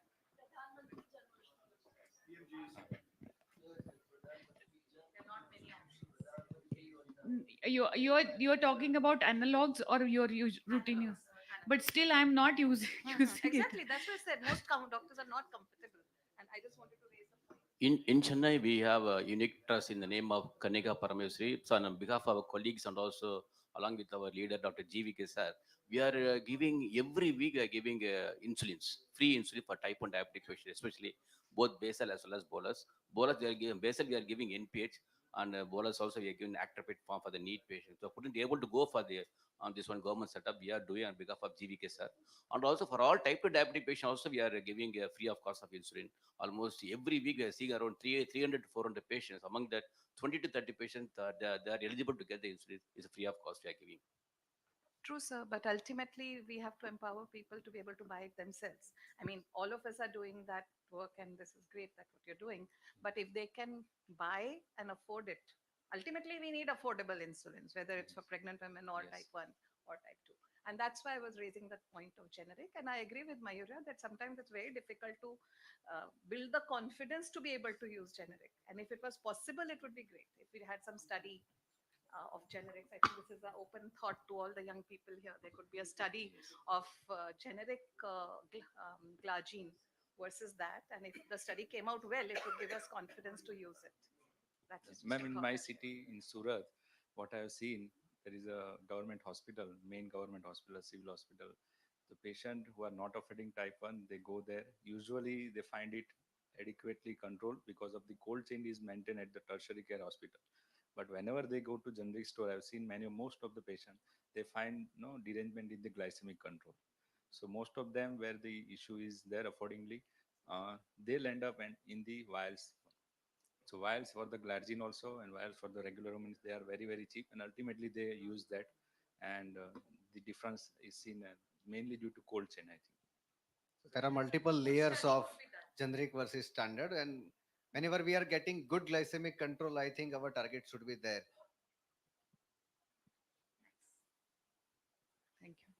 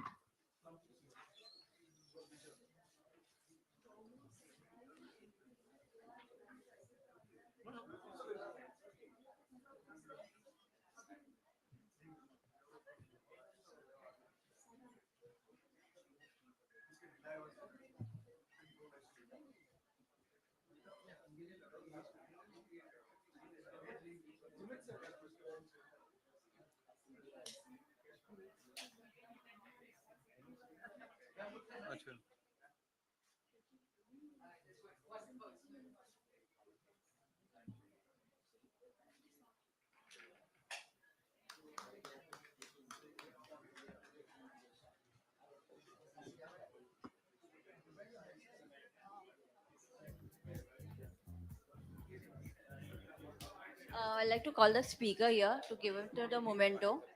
Dr. Anushri.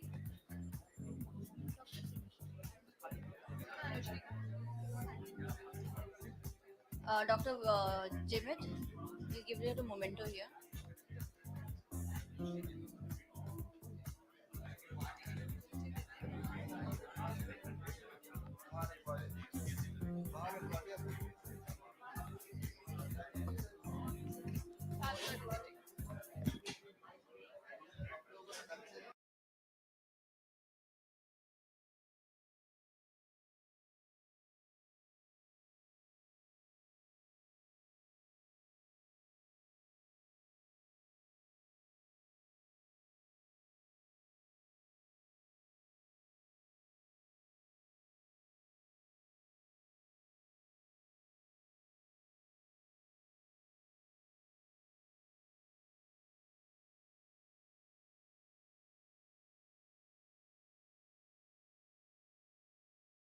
Dr. Suresh Purohit from Mumbai.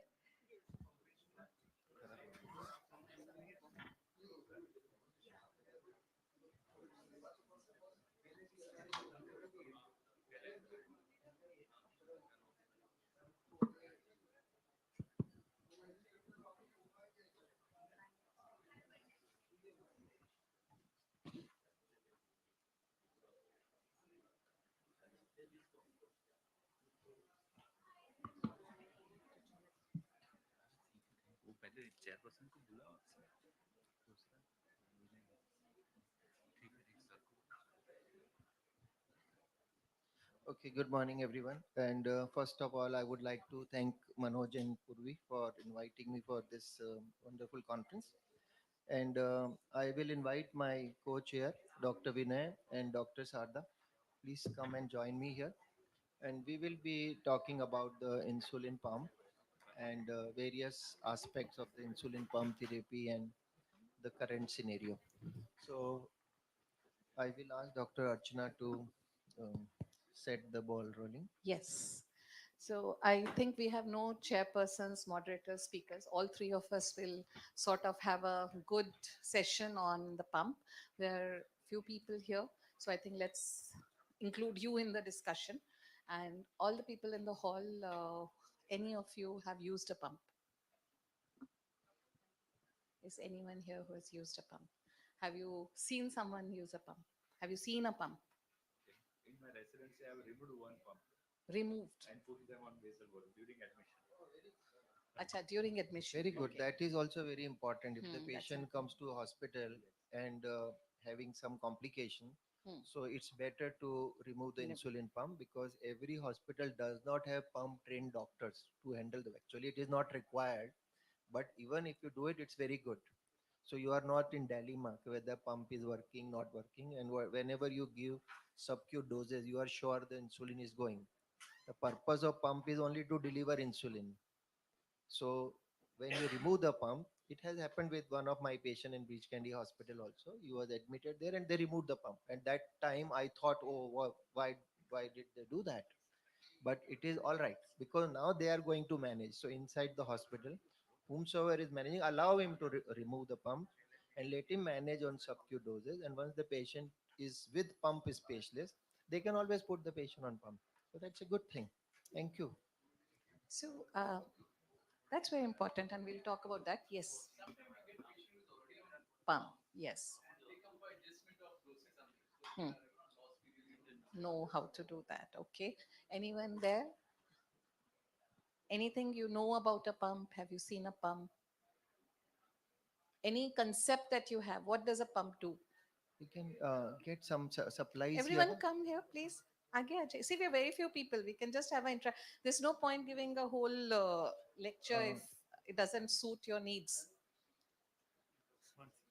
So, any concept? yeah, yeah, Have you been be using a pump, sir? interactive and talk in between. Huh? Are you Don't worry, it's a using a pump? very informal session. It's Okay, nobody absolutely is judging informal. anyone. It's all right if you I don't mean, for know. example, I have 1,200 kids with type 1 diabetes, and I'm not a great pump user because of low cost setting that I live in. But I believe in that, and I have only 10 children who are currently on a pump. So, out of 1,200, considering that it's a very small percentage, but being aware knowing what it can do when we can afford it, it's very important.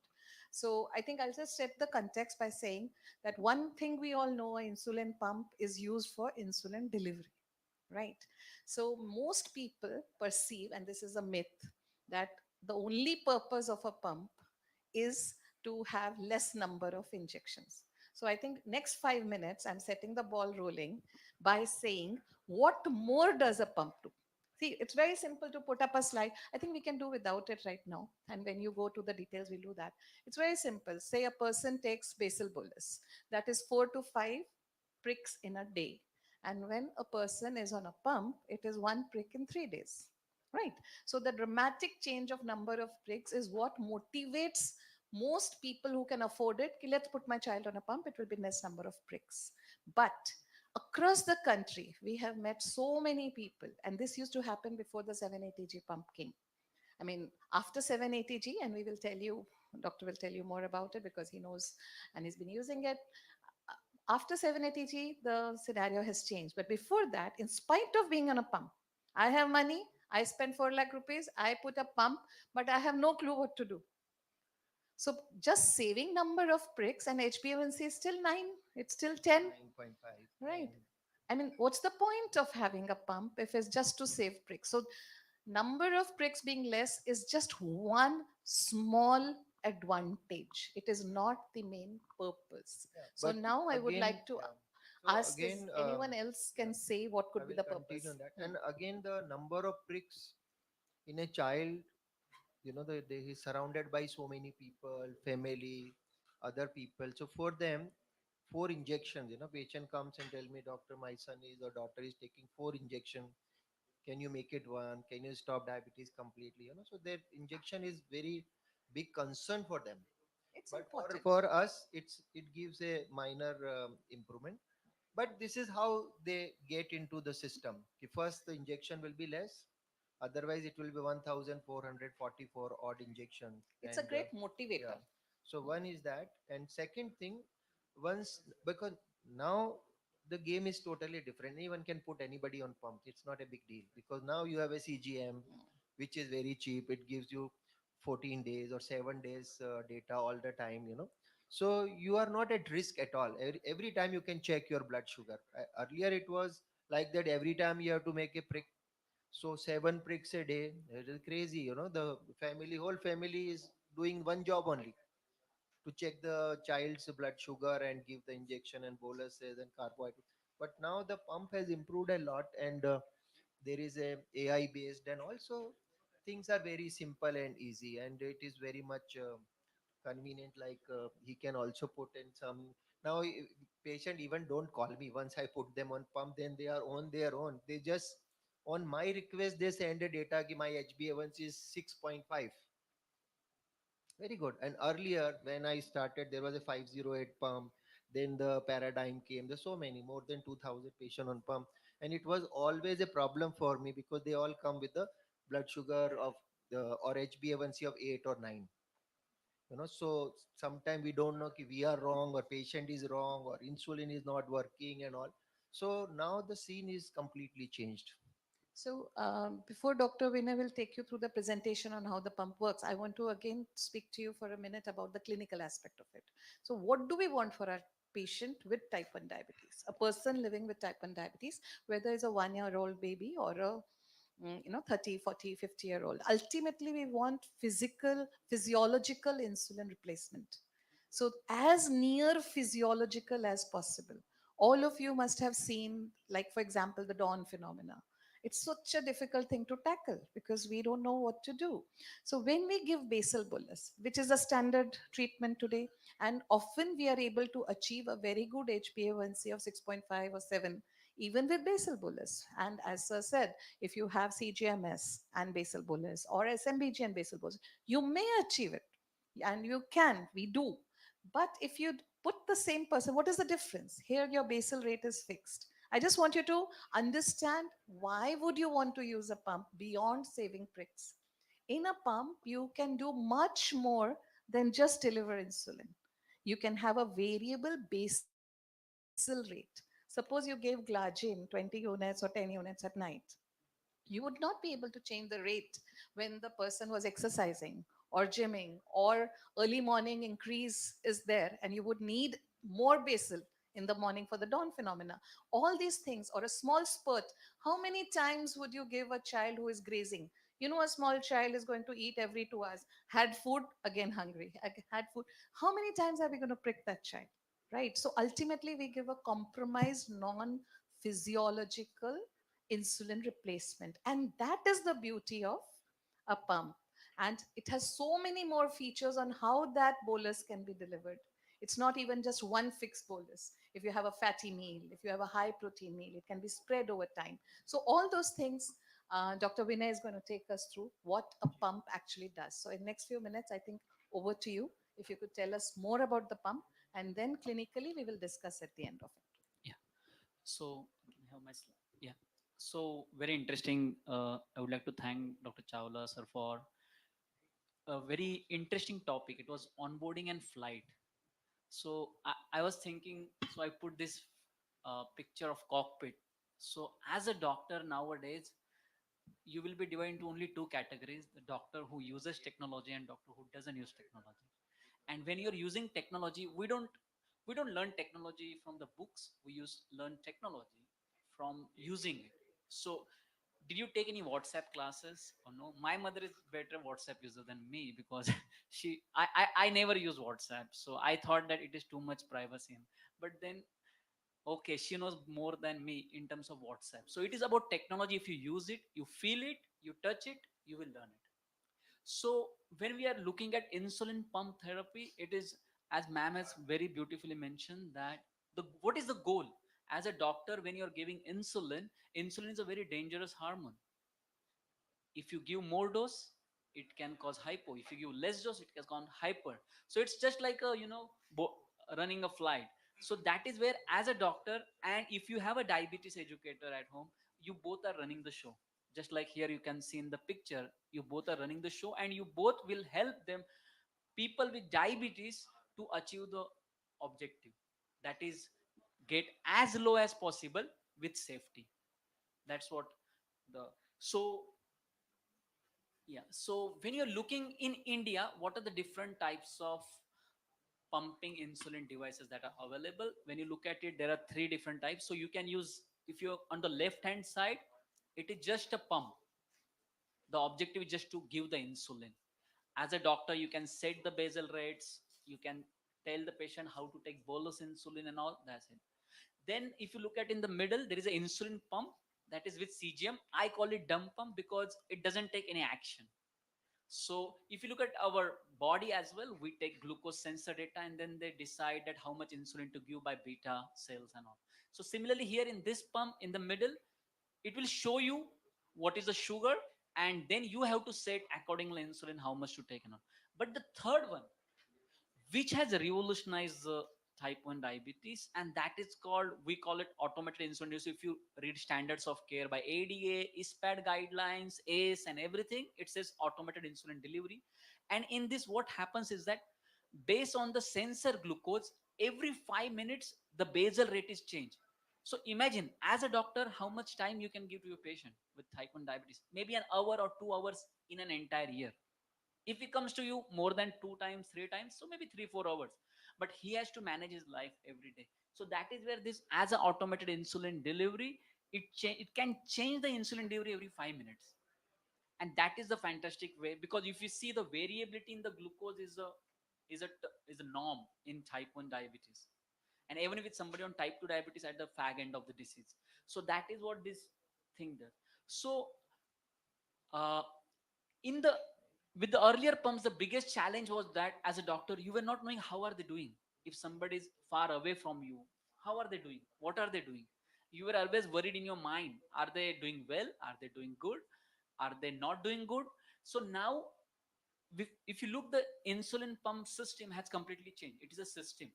Now if you are sitting in your clinic, you can see how they are doing, because these pumps are connected to mobile phone. The data is constantly uploaded thanks to Geo and all. Now the data is so cheaper, everybody is on mobile phone with internet, so that makes the life much easier for you as a clinician, that how they are doing. And now you can ask them to come to your clinic if you see that things are not going well. So if somebody's sugars are flying very high, you can ask them to come back and see as well. So that makes the life much easier. Ma'am, shall I take starting? Yeah. So, starting insulin pump, don't worry, it's very easy. It's not big deal, just 5 steps, nothing big. So when you look at the first step is, most of the people with diabetes in India, when they move to insulin pump, they are already on multiple daily injections. So first step is just simple. What is the total insulin that they are getting? You can just add the basal plus bolus, that becomes your.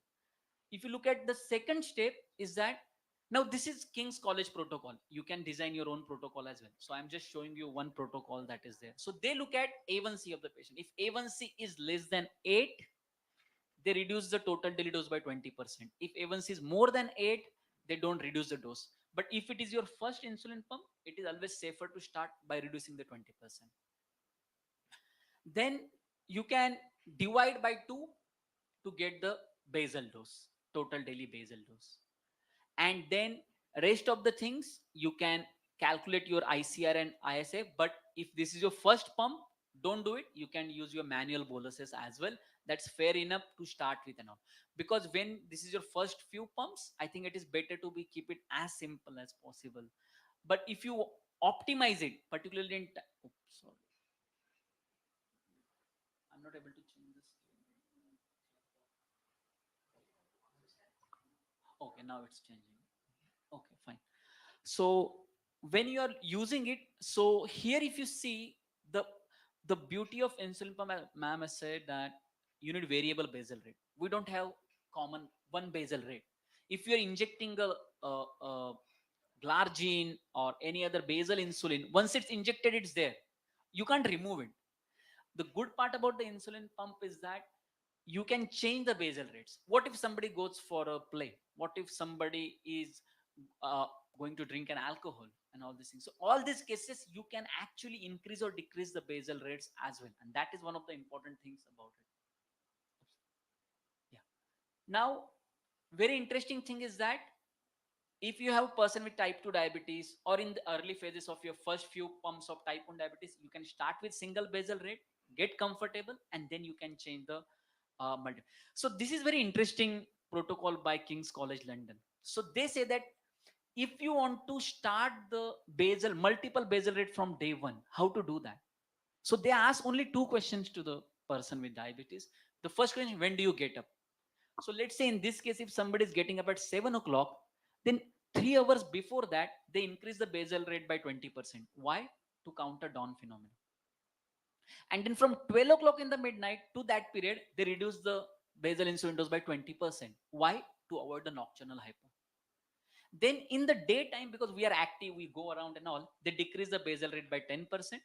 And then after the dinner, they increase the basal rate by 10%. So 20, 20, 10, 10, simple rule, and you can get multiple basal rate from day one as well.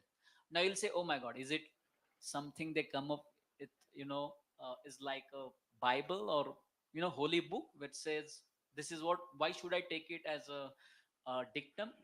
Let's look at the evidence. So they look at the basal insulin secretion of people. And this is like, if you look at 6 to 12 years old, if you see that the basal insulin that is being secreted, you can see there is a small hump during dawn time. And then in the afternoon time, you can see the basal insulin requirement goes down. Then again, after dinner, it will goes up. So you get very close to each other. If you look at little 12 to 18 years, and if you look at their basal insulin pattern, you can see that in the dawn time, it becomes, the peak becomes more prominent, and then in the afternoon time it goes down. So if my 20 20 10 10 formula, I can get closer to the physiology. If you remember what ma'am said, our objective is to get as close to physiology as possible. If that is what we want, this is where you can get it accordingly. And if you look at the adult population, then the dawn hump becomes more prominent.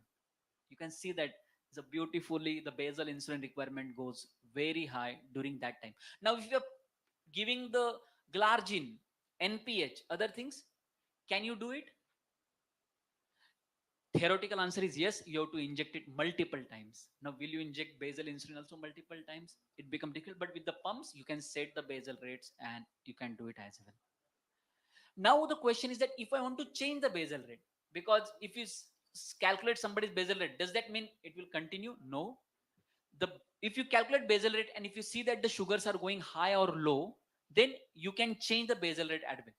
But when you're changing the basal rate, it is going like 0.25 unit per hour. Imagine, it's very small dose you can give.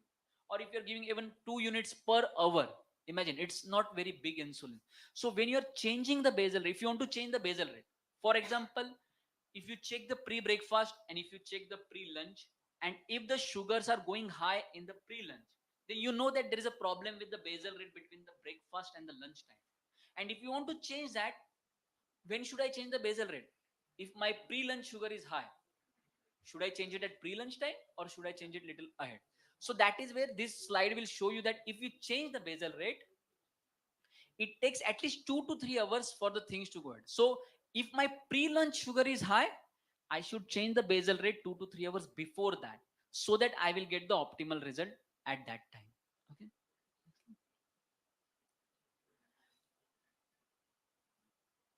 Yeah. So when you look at basal rate, how to check it? Very simple things. You can divide the entire day. First thing is fix the fasting first. Old dictums. Look at the night time. Very less interference. So you look at the fasting glucose in the morning. Check the post dinner sugars, and if you see that the sugars are going down more than 27 milligram per deciliter, you can decrease the basal rate by 10%. If the sugar is going high, you can increase the basal rate by. So you can then divide the entire day and night into different segments, and then based on the sugar rise and fall, you can change the basal rates accordingly. Yeah, go next. Yeah. Now another beautiful feature about insulin pump is temporary basal rates. Why temporary basal rates are required? What if somebody is going for sudden unannounced activity for exercise as a children, their day is not planned, their day changes and everything. So that is where you can do. What if somebody is on short dose of steroids, particularly with the adolescent girls, the sugars are fine, and suddenly you see the sugars are going wrong. Most likely can be one of the reason can be menstruation.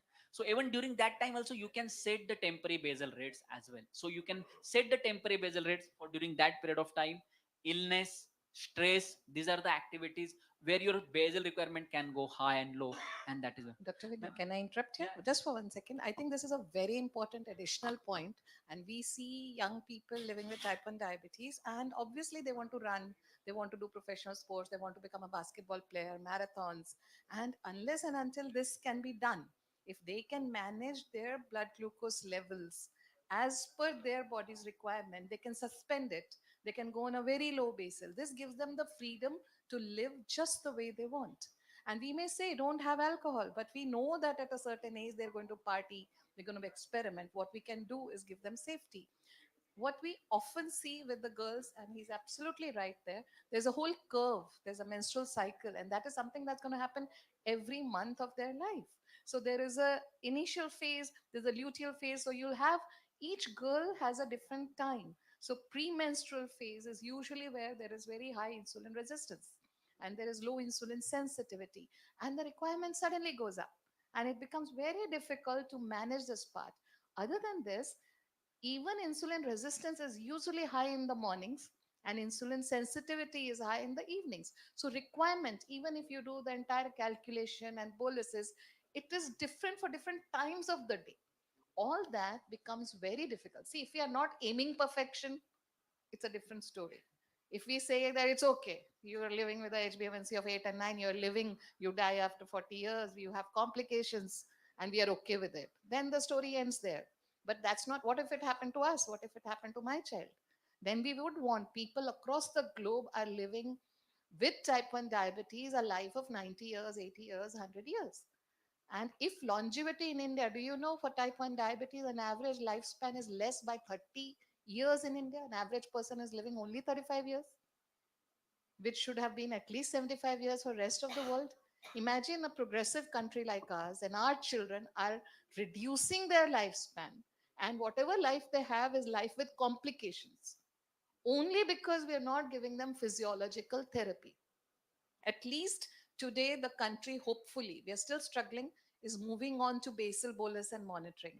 But now we have these amazing tech solutions. And if we can give them a perfect physiological outcome, they may seem like points in a slide. But if you see a person living with it, if there is examination time of a child, and that child in that period NEET का exam देना है, बहुत stress है, the requirement changes. रात भर जागना है, पढ़ना है. Are we going to deny all these basic needs and rights for a person living with diabetes? And that is where having technology like this, especially this, the new 780G that we are talking about, and that will come to again. Why that? Why are we talking about that? But that gives you almost like perfection artificially, what would have happened internally. So these are not just good to have. I'm just trying to say these are essential needs for a person growing up. If you reflect them to yourself as a parent or a person, you will want these facilities in your life. And if you would want them for yourself and your child or your brother and sister, you would should think of them as an option for your patient. Then, of course, exclusion reasons can happen. For this reason, we can't do it, all that. But I want you to just, I interrupted you, sorry, but just to emphasize that this is a reality. I see it every day, and it's very stressful not to be able to cope with it. And I would just like to add here the extreme reduction one can have with severe hypoglycemias. There was a study which reduced the number of severe hypoglycemias. If you've ever with experienced hypoglycemia, I don't know if anyone in the audience has, but there are now hypoglycemia simulators, not stimulators, simulators. If someday you get a chance to be in it, it feels as if the whole world is ending, right? I have lots of Very people with terrible. diabetes in my family. It's a horrible thing. You're like, you're sinking. So it's not just, okay, hypoglycemia ho gaya, sugar khali, theek ho gaya. Every hypoglycemia saps your mental, physical energy. And a severe hypoglycemia will lead to hospitalization. Every hospitalization in a ICU with 72 hours minimum is a bill of 50,000 rupees. And if it's a low cost, say it's a low resource family goes to a government college, 3 days of missed wages, four people living There it there. will not be in 3 days, one It week, will be two much weeks. longer. So we have to So, educate our so doctor I'm students just also, no? trying that everyone should think of this. I mean, it's not just a good to have. If suppose pumps were free, let's say pumps were free, wouldn't we give it to everyone? Right? Suppose I had type 1 diabetes, wouldn't I use it?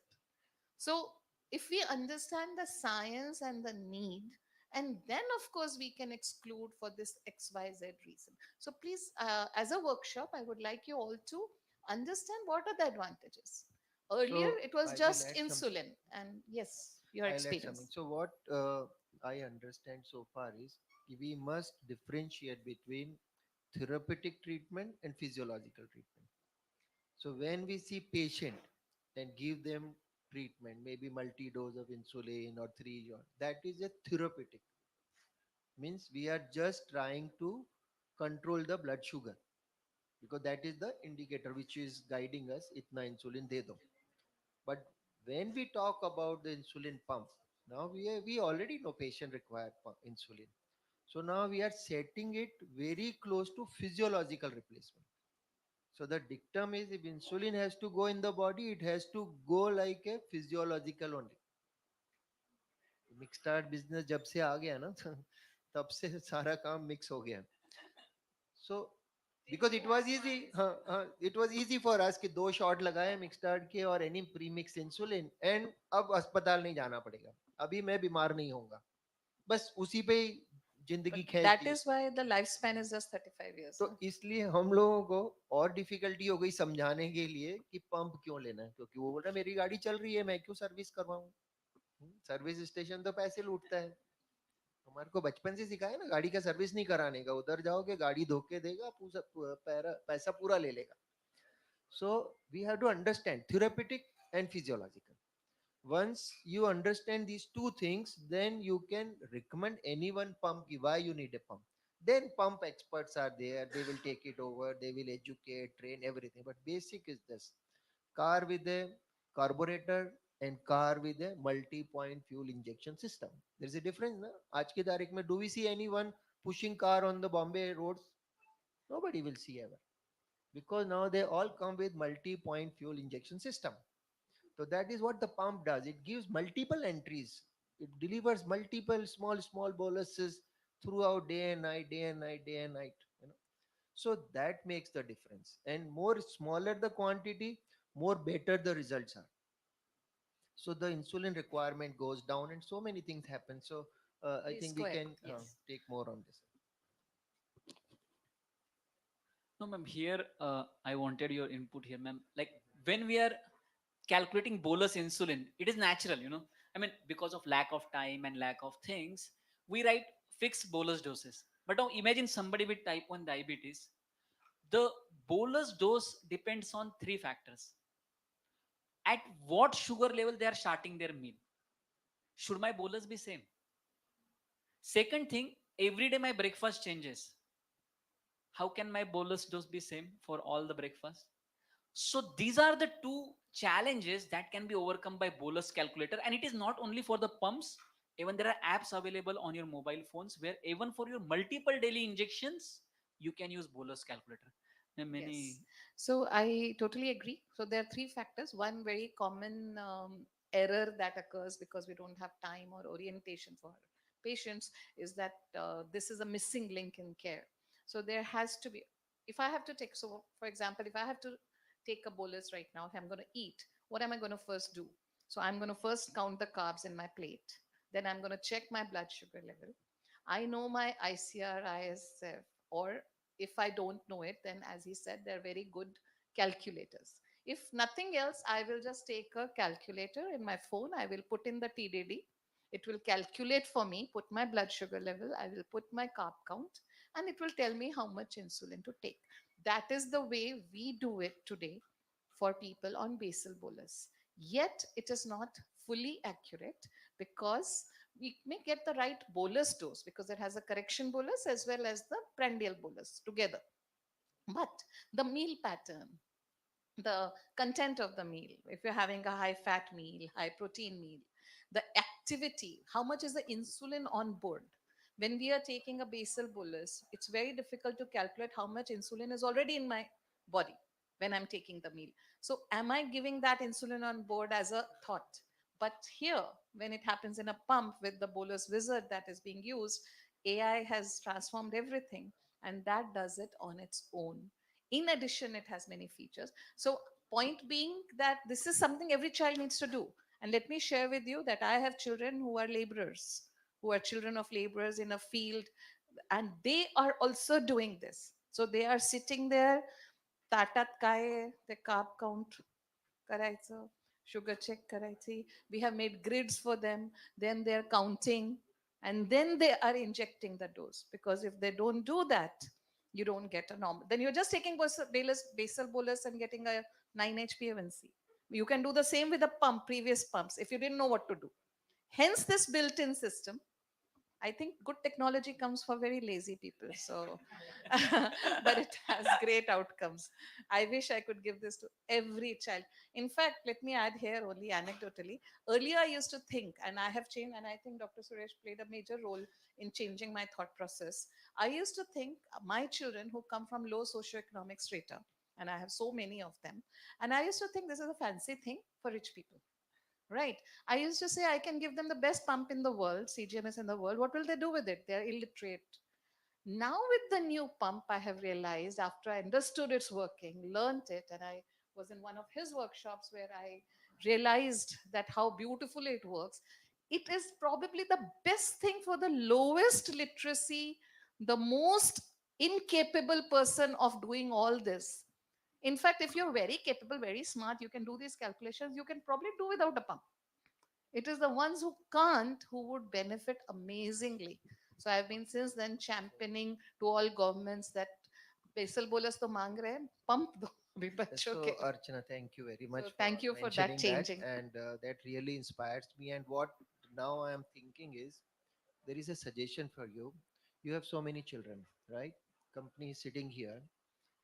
Why can't we make a protocol, and every child let them have experience 1 month this pump 780G.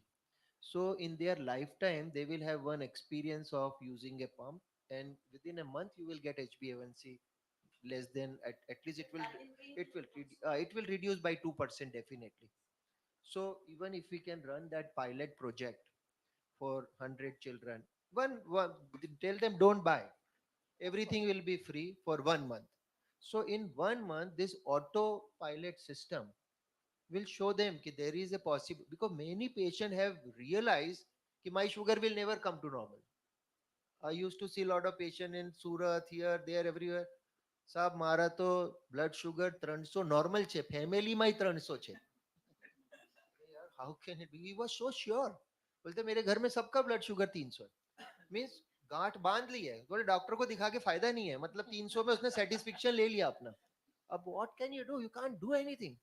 So those children, no need to buy it, just one pump, I agree. let them use it and document it. Then we can show this data to 1,000 children or 1,000 places. Keep these children treated 1 month and they show this. Choice is yours. People can arrange funds from anywhere. See crowdfunding, this, that, so many. लोगों के पास इतना पैसा है, Even उनको मालूम ही नहीं किसको देने का है. So CGHS is पैसे की also कमी नहीं है. refunding currently. It Yeah, is being and reimbursed by yeah, yeah. CGSS. Yes. So government तो जब देगी as a human being or as a caregiver or caretaker, what can we do together? You know, that's important. Even you people are not using his pump is fine, but today you, when you walk out from this room, you will know you have learned something which can change the life of a child. You know, that is what our Absolutely commitment is change. here. And lower the resource, the more the change, the more dramatic the change that's going to happen. How to get the money for it is a challenge, but it's worth it. It's once in a lifetime. I think Challenge, see, life is itself is a challenge, you know, but it's not impossible. Money is not a problem. Thinking about money coming from your past, because मेरे पिताजी के पास पैसा नहीं था तो मतलब दुनिया में किसी के पास नहीं होगा, not that way. That is all past. The money is a conversation. Money is actually nothing. Some zero zero इसके अकाउंट में, उसके अकाउंट में, या मेरे अकाउंट में, हाथ में कुछ नहीं है. So it's a conversation. But when we tell them कि see, many of the doctors I have seen before prescribing pump, they will say बहुत महंगा है, आपको जमेगा क्या? When you are talking only like that, why will it jump for him? वो बोलेगा क्या doctor साहब फालतू आइटम बता रहे. पर So आपकी बात when we से recommend, we must recommend. It is not for you, it's your future. One child goes to CRF, like as you said, na, the 20 years diabetes. See, type 2 diabetic can live with the blood sugar for 30 years, 40 years. बहुत कम उसको complication होंगे. But type 1 अगर 10 साल भी uncontrol रहा तो definitely he will have almost close to CRF. So I see such children, you know, they come from different places. The life is terrible. So the pump is for their future. They're investing into their future. Life insurance है उसका. शादी करनी है pump के साथ, so life long चलेगा, उसके साथ हमेशा चलेगा, and they will do well and provided we are sure कि this is going to work. and your point is also reminding me they have actually spent that much of money on hospitalization. खेत बेच दिया है लोगों ने, you know, they have taken money on interest. Mangalsutra बेच के बच्चों को करवाना, मतलब that extent it happens. So it's a very relative term, and it's time we think of what would that investment be like long term, not in just longevity but definitely quality of life. I think that's another thing we have to really talk about, right? Dr. Vinay, you want to finish And this? if they are ready, no, then a discussion can be set with the parents and company and Of course, all, there you know, can be and low it interest is loans. possible. So Yeah, many things are so many possible. things are Yes. there, so many people who can fund their Contribute. people. Yes, Yeah, yeah. that is true. As long as we are sure why, Yeah. then we know that it can be done. Please go ahead, Yeah. Dr. Vinay. And I think, lot of you, when you will go for lunch after this, so try to, I always say, don't count, gamble with the carbs, okay? Because nobody's perfect in the world, but when you start counting or gambling with the carbs, you realize how much you are eating. And that is very important message as a education, ma'am. What do you think is? Because when you see at home, we don't eat more than 10 different types of foods. We hardly eat maybe same thing. So if they know these are the 10 different foods I'm eating, your 80% job is done. And I think that is more important, isn't it, ma'am? Absolutely, absolutely. Carb counting is an absolute necessity. It has to be simplified and it has to be applied. And I think if you try it yourself, you will realize that how essential. I'll give you one example. 25 grams of uh, wheat flour ki chapati is one carb count. That is 15 gram of carbohydrates. We think, okay, I just having 15 grams of carbohydrate, but that chapati is just ittusi, right? So yesterday, if you had dinner here and you count your carb, that naan that you're going to have for lunch today is probably 3 to 4 carb counts. That 60 grams of carbohydrates has just gone into that. So if it's not an easy calculation because visually we are not trained for it. And if we have technology that can do it for us and calibrate it, Or maybe we have to have some study on the chapatis in India. The chapatis can be this much also. exactly. If you That's go why I to said Haryana and all, flour. it can be this much big also. Exactly. That's why So flour content yeah, was so the important, not just the size. volume or Yes. size is important of plates. That's what my kids say. Ma'am, ittu sa khaya hai. मैंने कहा, ये ittu sa nahi hai. This is 2 carb count. When we divide their carbs, they say, okay, हम तो 4-5 chapati खा लेते. 4-5 chapati is like what? 60, 70, 80 grams, 100 grams, 115, one meal. And we don't realize it. Young children need Growing food age. also, na? You can't stop them. You can't tell the children कि don't eat. उसको 3 Especially चपाती खानी है, उसको activity करनी है, उसको लड़ाई झगड़ा भी करना है, बच्चे दिन भर कुश्ती भी And करते I रहते want हैं. you to imagine one more thing, just to not because we are on a pump workshop and we want to talk about pumps only, but because I do this every single day with thousands of kids. Imagine हर वक्त खाने से पहले, no matter what, if I just opened this, had it. But if I had diabetes, I would have to think how many grams is this? Is this sugar? Is this carbohydrate? This is protein? Is it fat?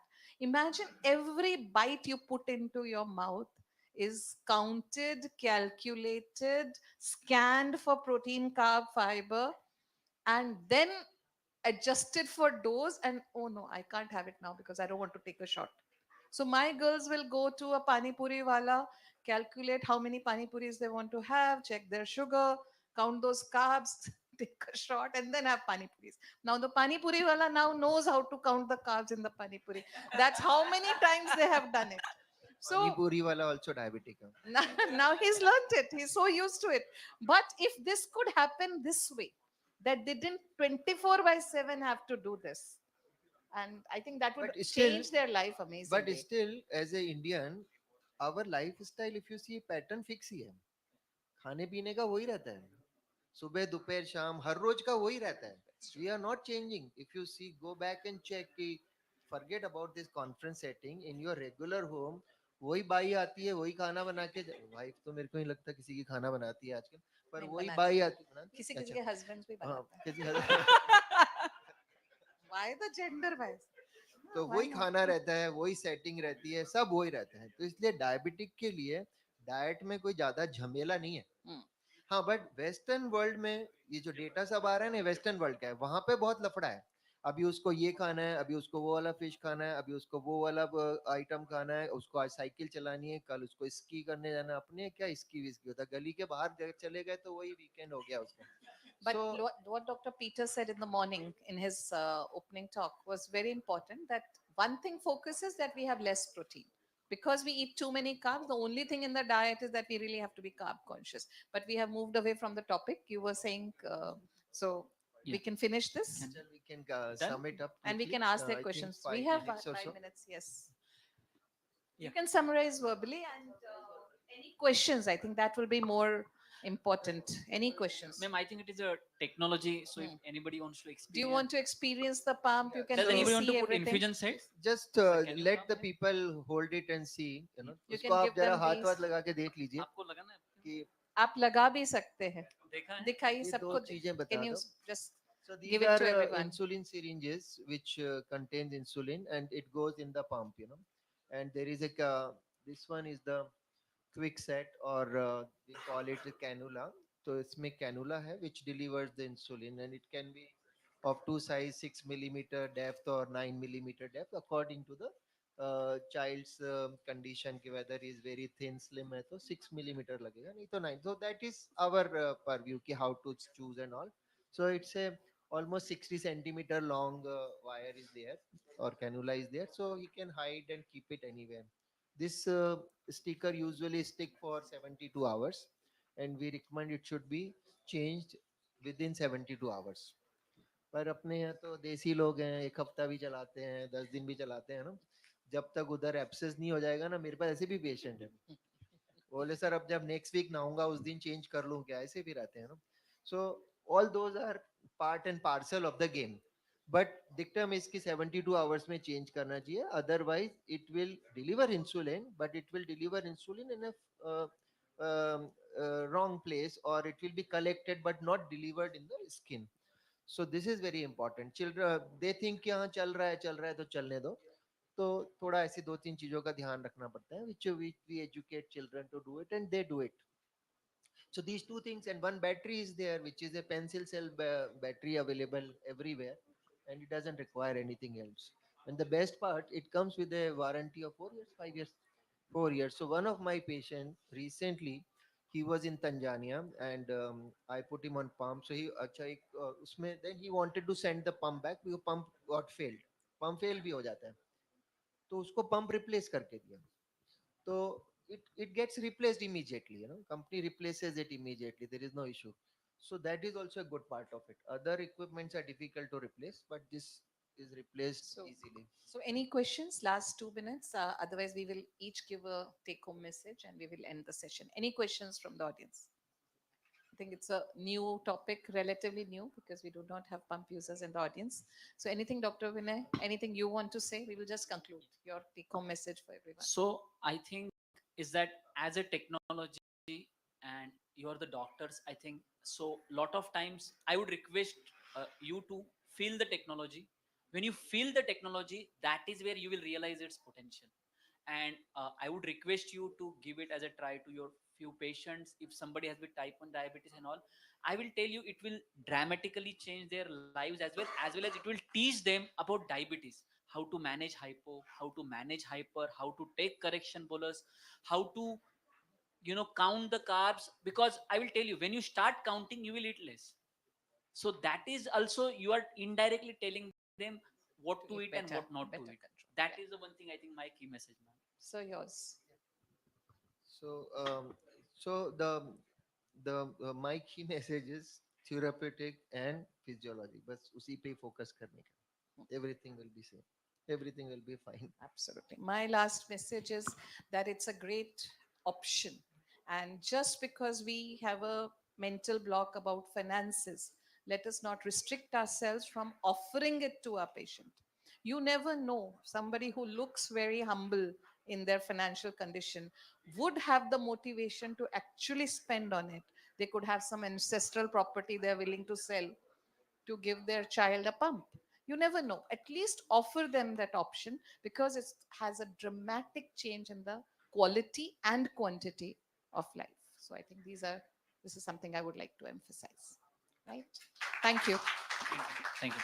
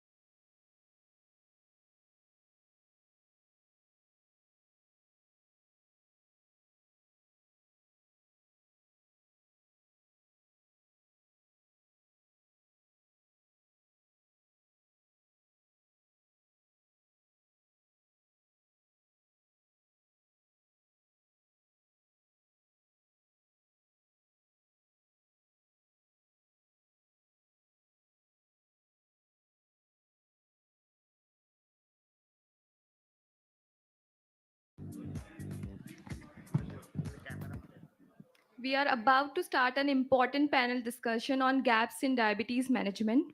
I would like to introduce our esteemed panel members and moderator, uh, Dr. Balaji Chidambaram. He's a treasurer RSSDI Tamil Nadu chapter. He's attached with Meenakshi Hospital and Diabetes Specialty Center. Awarded fellowship in Diabetes India 2023 at Indore. His faculty in various conferences, RSSDI, the BED, 3D Con, and Code. Teaching faculty for various certificate course in diabetes for doctors and paramedical staff. Please welcome Dr. Chidambaram.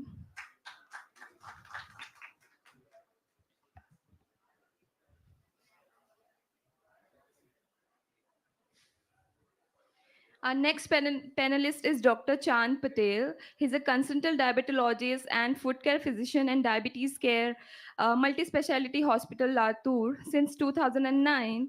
He's a life member Research Society of Study Diabetes India, RSSDI. Our next panelist is Dr. Harshpreet Tuteja. He's the director of Sardar Ranjit Singh Memorial Hospital and Research Center. Please welcome Dr. Harshpreet on the stage.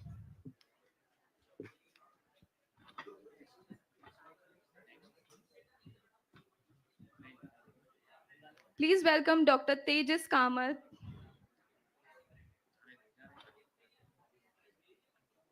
We'll start the discussion now.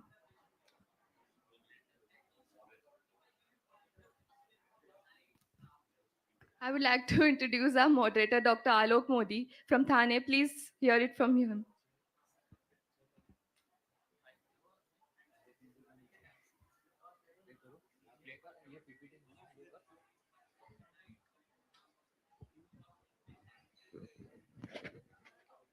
So, very warm good morning. Welcome to everybody. At the outset, I would like to thank the organizers, Purvi and Manoj, for this wonderful opportunity. And I would like to once again welcome the esteemed panelists here. And we are going to cover a very important aspect and topic, which is very relevant for clinical practice. Now, this is a huge topic, very difficult to cover in half an hour, but I'll try to split it up into four verticals, which I thought are relevant and meaningful. And I'll try to keep a more involvement from the audience as well as the panelists, and I'll try to speak less in the whole discussion. So just to show you some data, you can see there is a lot of literature on diabetes gaps in coordination, and there are a lot of complications because of poor management of these gaps. Now the problem is the frequency of these problems remains quite high, despite of the fact that there is a lot of work being done, a lot of publications are coming out, a lot of esteemed diabetologists are working. The reason is we don't take pains to identify the gaps. We just go ahead and implement therapies and management strategies. So there are a lot of papers here. You can see this barriers and solutions to diabetes management, published by gentlemen. The authors are well known to you, like Dr. Jyoti Dev, Dr. Kalra, and all. This is an Indian perspective. This is another paper coming up and telling you that there are enablers and barriers to effective diabetes management. This was a multinational investigation, shows there is a huge amount of gap and data. This is another data from the Journal of Diabetes Research from South Africa, says there are a lot of treatment gaps found in the management of type 2 diabetes in a community health center. There's another paper here, Gaps in the Type 2 Diabetes Care Cascade. This is from the South Africa's National Health Laboratory Service. So there is a huge amount of data. I can keep pouring up data saying there's a huge thing between taking the apple and putting it in the mouth. There's a big gap between, having a morsel in your hand and actually going in the mouth, or having it in the mouth and getting digested. There's a big gap there. So we need to try to cover that. So I've tried to cover it in these verticals. There is a delayed diagnosis in many patients. They come with complications to you rather than with a diagnosis of diabetes. They come with their own screening methods from corporate labs, and they are not the right screening methods. There are different diagnostic criteria followed by different people in different parts of the world in different areas. There's nothing like a routine screening. People do it by force because of insurance or some other reason, and people like us get them when they're due for surgery or cancer or some complications. And you know the disparities in SMBG reporting and HbA1c. So there's a huge gap. So to introduce you back, this is the wonderful panel here who's going to discuss this, and I'll be posing a few questions to them. You're welcome to barge in and join in. So I'll just move through this slide. These are the verticals I'm going to handle: diagnosis and detection, gaps in individualized care, gaps in social media. I didn't want to talk about other things, but I thought this is more relevant today, and gaps in patient counseling, because we really don't do that much. So let's start with the first vertical here, gaps in diagnosis and detection. So the first question to you, Balaji sir, is, Dr. Balaji, what according to you are the gaps in diagnosis and detection that hamper the progress of a patient of diabetes? So thank you, sir. Thank you, Dr. Modi sir, for giving this wonderful platform. So to start with, so we can just say the gaps can be divided into three aspects. One is as per the Sorry to patient. interrupt you. We have half an hour here, so Sorry. we have four verticals. So I'll try to Sure. restrict each vertical to 8 minutes, and I've kept only two speakers per vertical. So let's just move it So fast, and I'll I just want 1 minute for the audience on each vertical. be brief. One is the patient aspect of things. What are the barriers? Is poor education and the healthcare system, and that's the base of each and everything which lays the thing. Secondly, the healthcare system barriers or gaps. So there are a lot of inertias, as Modi said, the lack of clear-cut criteria, lack of evidence-based things to have perfect setting to have this test to do a diagnosis and things. And lastly, the physician barriers. So lot of gaps are there, even among the physician treating physicians. Which test has to be done and what has to be done to diagnose and how to take forward to a diabetic patient. Thank you, Dr. Balaji.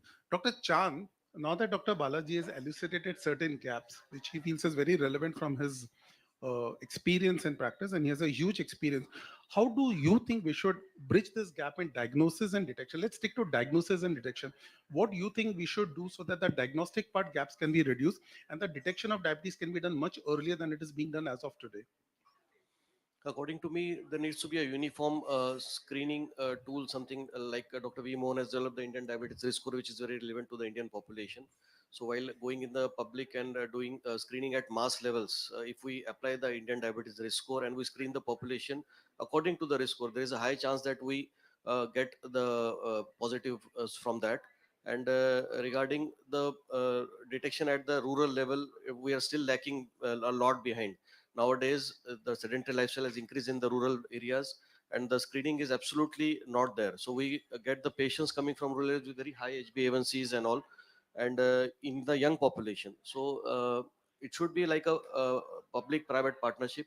The government has to take some initiatives at private level. We have to do some camps and we have to implement the risk scores and screen for the maximum positive values to come out, so that we get the maximum detections from that. Two suggestions from the audience. Would any of you like to share about, let's stick to this vertical. What do you think could be done to bridge the diagnostic gaps? And what kind of solutions do you envisage we can do to get better patients on board for diabetes and early pickup and early management? Anybody from the audience is welcome. Yeah, please, Vikram. Can we have a mic for him?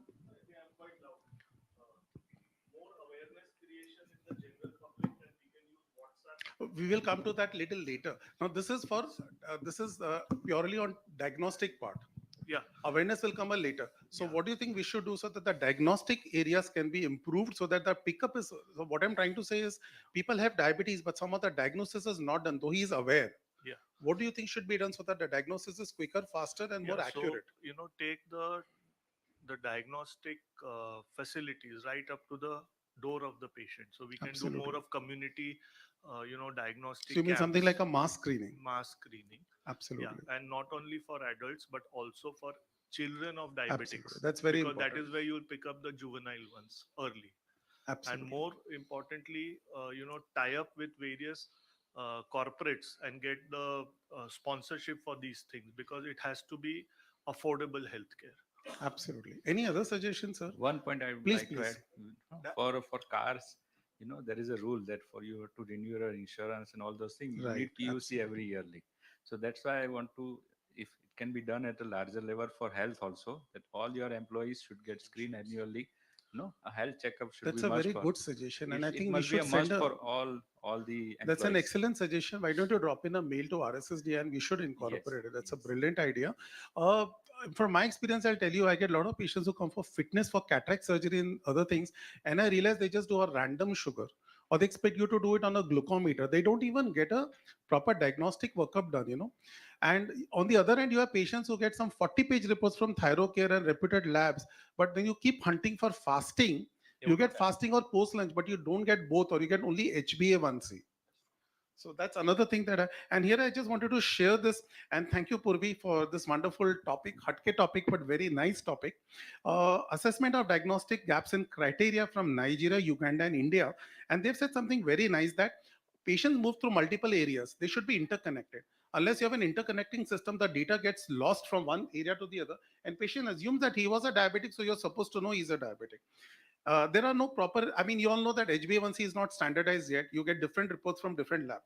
So I'll stop this here. I'll just show you another data here, gaps in the type 2 diabetes care cascade, South Africa's National Health Laboratory database. And as you can see, from 100% diagnostic till the glycemic control is just 8%. So much gap is there is huge, and we should realize that there is a lot of ice under the sea. Now let's move to the second vertical here, and that is gaps in individualized care. Now today is the era of precision medicine or personalized care. How much personalized care are we doing, or are we just copying pasting the guidelines onto the patient? This is something that I would like to ask. So Dr. Harshpreet, would like to have your suggestion.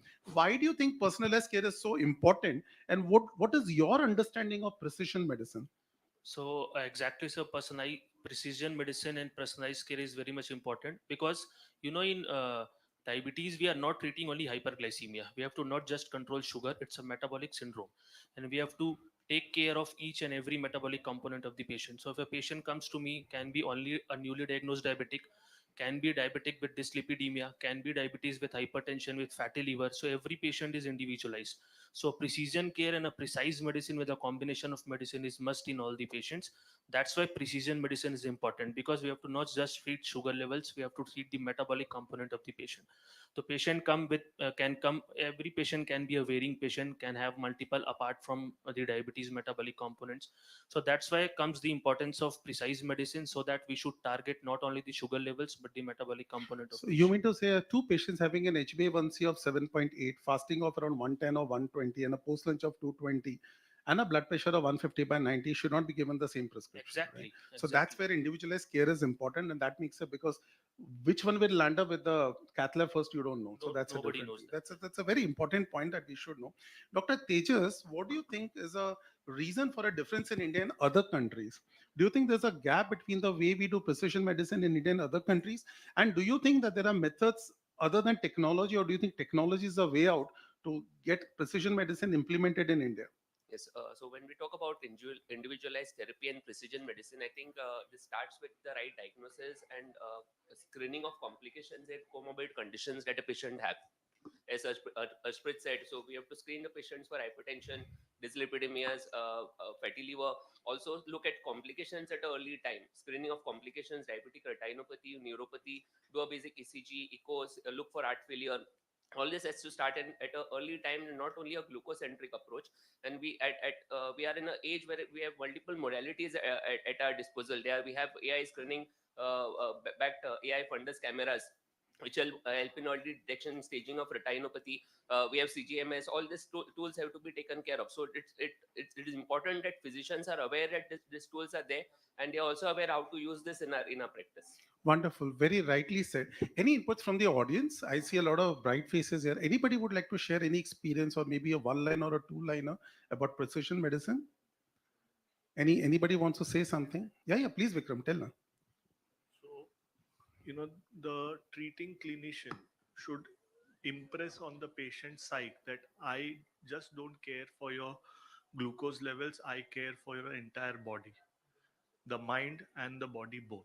Like a holistic approach. Exactly. The patient should get confidence and should be, you know, uh, very much convinced that you're not just for his lab reports, you're for his overall well being. We should thank him because he's an ENT surgeon and he's been attending the meetings in the last 2 days very actively and participating. Thank you, Vikram. But just give you a quick question to the audience. You have a patient with HbA1c 8.7, two patients, fasting 110, post lunch 160. One person has a blood pressure of 230 by 1, or probably 150/90. The other person has a blood pressure of 130/80. The first person has an HbA1c of 9.0. The second patient has an HbA1c of 7.8. Vikram is going to treat one patient. I'm sorry. Let's Balaji is going to treat one patient. I'm going to treat another patient. One of the panel is going to treat. I managed to get the BP under control, but I don't manage to get the sugars under control. He manages to get the HbA1c under control, but not the blood pressure rightly under control, right? So this is precision medicine. 5 years down the road, will my patient end up in the cath lab or will his patient end up in the cath lab? A quick answer. Whose patient will end up in the cath lab? I'm good in controlling blood pressure. He is good in controlling HbA1c. Tell me which patient will land earlier in the cath lab?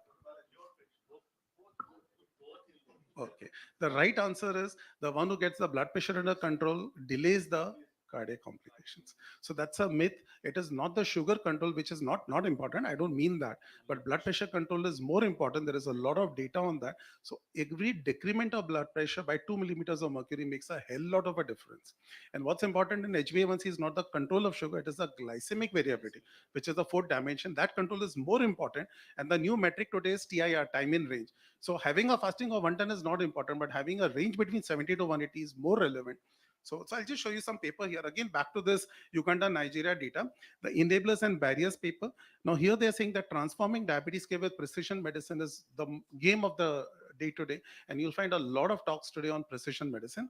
And I wanted to show this because I do a lot of AI work. This is precision medicine and diabetes. See how your prescription changes. And if you look over here, this is the data, couple of good amount of prescriptions were pushed into AI, and AI could tell the clinicians there after feeding all your EHs. You can do it with ChatGPT yourself if you are comfortable. It will tell you that a couple of medicines were not supposed to be given, were given, and couple of medicines which were supposed to be given were not given. So, for example, not writing SGLT2 or a GLP agonist where it is required, in spite of having sugar control, may be more detrimental. And if you look at the ACE and the ADA guidelines, they're very clear today, like very rightly pointed out by the panelists, that it is not a glucocentric approach, it is an organ approach. So the CVOT effects are paramount and the whole work is being done over there. Now let's come to a very challenging, a very mind-boggling and a very interesting topic. And I'm sure this will be a very, lot of discussion here. Gaps in social media. Actually, this can be a weekend talk, a full weekend talk. So Dr. Balaji, I'll put you in task here. Do you think social media is responsible for creating a gap, not therapy? Do you think it's responsible for all the jeopardies in patient care and diabetes? Absolutely. Social media is it's responsible for creating gaps because when we take the social media, it sets as pros and cons. So only as a physician or as a doctor, it's our responsibility to utilize the social media in maximizing the benefits and minimizing But the the. problem is we don't have time. It's the patients who are That's the thing. utilizing That's social the thing. media. So because we have many odds out of the social media and also the positive aspect of things. So we have to utilize the positive aspects for creating education and communication and other research aspects of So you've things. opened up a Pandora's box. You have said that there is a lot of problem, but we should solve it. So, Dr. Chand, what do you think? We do a lot of work in conferences. We are forming beautiful organizations. We are part of RSSDI Diabetes India. We are part of multiple API, ACP, and all conferences. What do you think could be done at a national or an international level through these conferences and associations to actually put social media, harness social media, and put it where it actually belongs?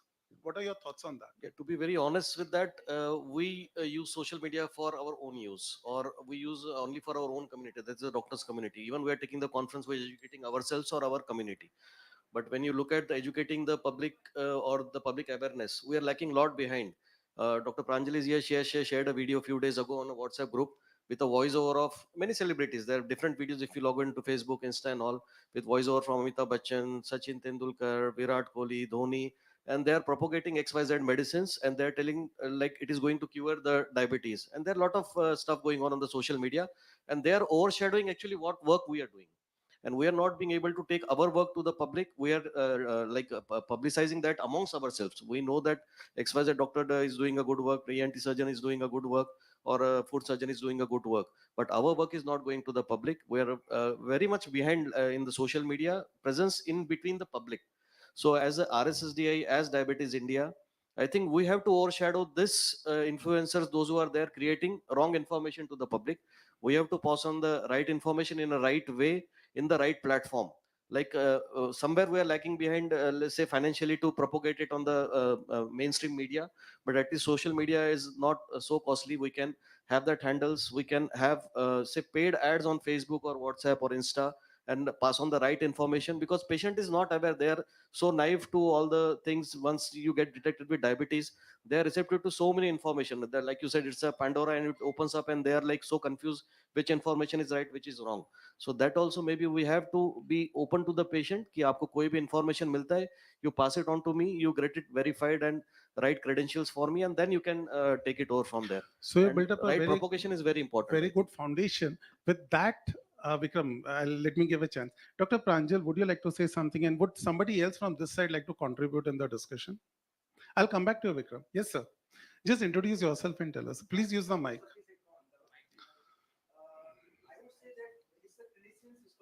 Mhm.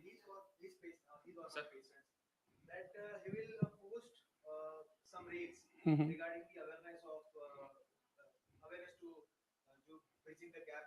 So you feel the clinician should do that, right? They are not doing it, they should do that.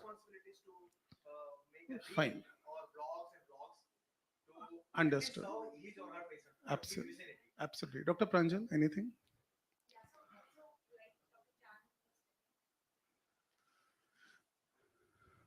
So I had a patient uh, who was following one ad and he has stopped his medication and he was taking some medicines for prevention for reversal of diabetes, and he had come with sudden loss of vision. So then we realized कि no, नहीं अमिताभ बच्चन ने बोला है and everybody is following, आपने नहीं देखा है Facebook पे, so we are doing this. So then we realized that he has lost one eye because of severe diabetic Because of retinopathy. Amitabh Bachchan. Yeah. So that's what then we should, actually educate them not to follow blindly any ads or anything. Absolutely. Vikram? So today evening, I would like to see on your Facebook page and Instagram page, Mhm. not that you participated in the conference, but a short write-up on the gaps. Create awareness because Otherwise, he's going to complain to Manoj and Purvi. Don't call them next time. Huh? secondly, the societies can put paid advertisements at least in the For newspapers, that, you need to creating write a mail awareness. Yeah, I will write that. officially. But that is one aspect because newspaper everybody reads, and RSSDI or Diabetes India are quite rich to put paid ads, or at least it can come from the corporate social responsibility fund. Okay, I'll take that in a different way. Just look at this data. Look at the amount of people using WhatsApp and Balch and MySpace and LinkedIn, and you will realize the penetration of social media in the population. It's a general this thing. The conclusion from this study was the role of social networks and the influence of social network is very high among patients. And they've also very clearly written that social networks are causing detrimental damage to the patient's psyche. And the reason is, I'll tell you, it's very simple. You don't have time to take your wife out for dinner and lunch. Somebody will walk in one day and then you'll wonder what happened. Why is my wife not with me? That's because we are not active on social media. Very rightly said that we take out 5 minutes to chat with our friends on various watching CID and other things, but we don't take out 5 minutes to put up things on social media. And there is another important caveat to that. There is something called as a legal angle. You're not supposed to advertise, whereas alternative medicine people are got full rights to advertise and there is no law against them unless allopathic medicine, and that's a bigger hunch reason which I've spoken to many people. They're scared of writing things on various social media because you never know when the regulatory bodies will catch up saying you're advertising. So, that's the reason people like Ramdev Baba and all are prolifically throwing Coronil and other medicines as the ultimate cure and Amrit and all, and you can't do. But there are ways and methods of doing it if you want to do it. And another problem which I feel, which we should do, the organization should rope in the celebrities to talk the right things and not the wrong things. Celebrities are talking the wrong thing because see, celebrities will talk what they are paid to talk. You get the idea. So rather than absolutely. Absolutely. So social media is a very powerful tool, and I know many doctors who are very active. I've got some 6, 7 videos on YouTube, not much, because there is a pain, to get everything done. But then if you start talking, and the thing is, you just don't have to talk messages which people don't watch. People watch social media influencers because they put masala over there. You need to put masala in your this thing, and you need to tell them what is important. And there are so many apps which are charging 80,000 to 1 lakh for 6 months and misguiding the patient, and you're charging hardly 1,000 or 2,000 and you're guiding the patient, but then you suffer, they don't suffer. Okay, let's move ahead now. This is another thing, social media in the management of obesity and diabetes. It's an underutilized population educational tool. There is a lot of work on that.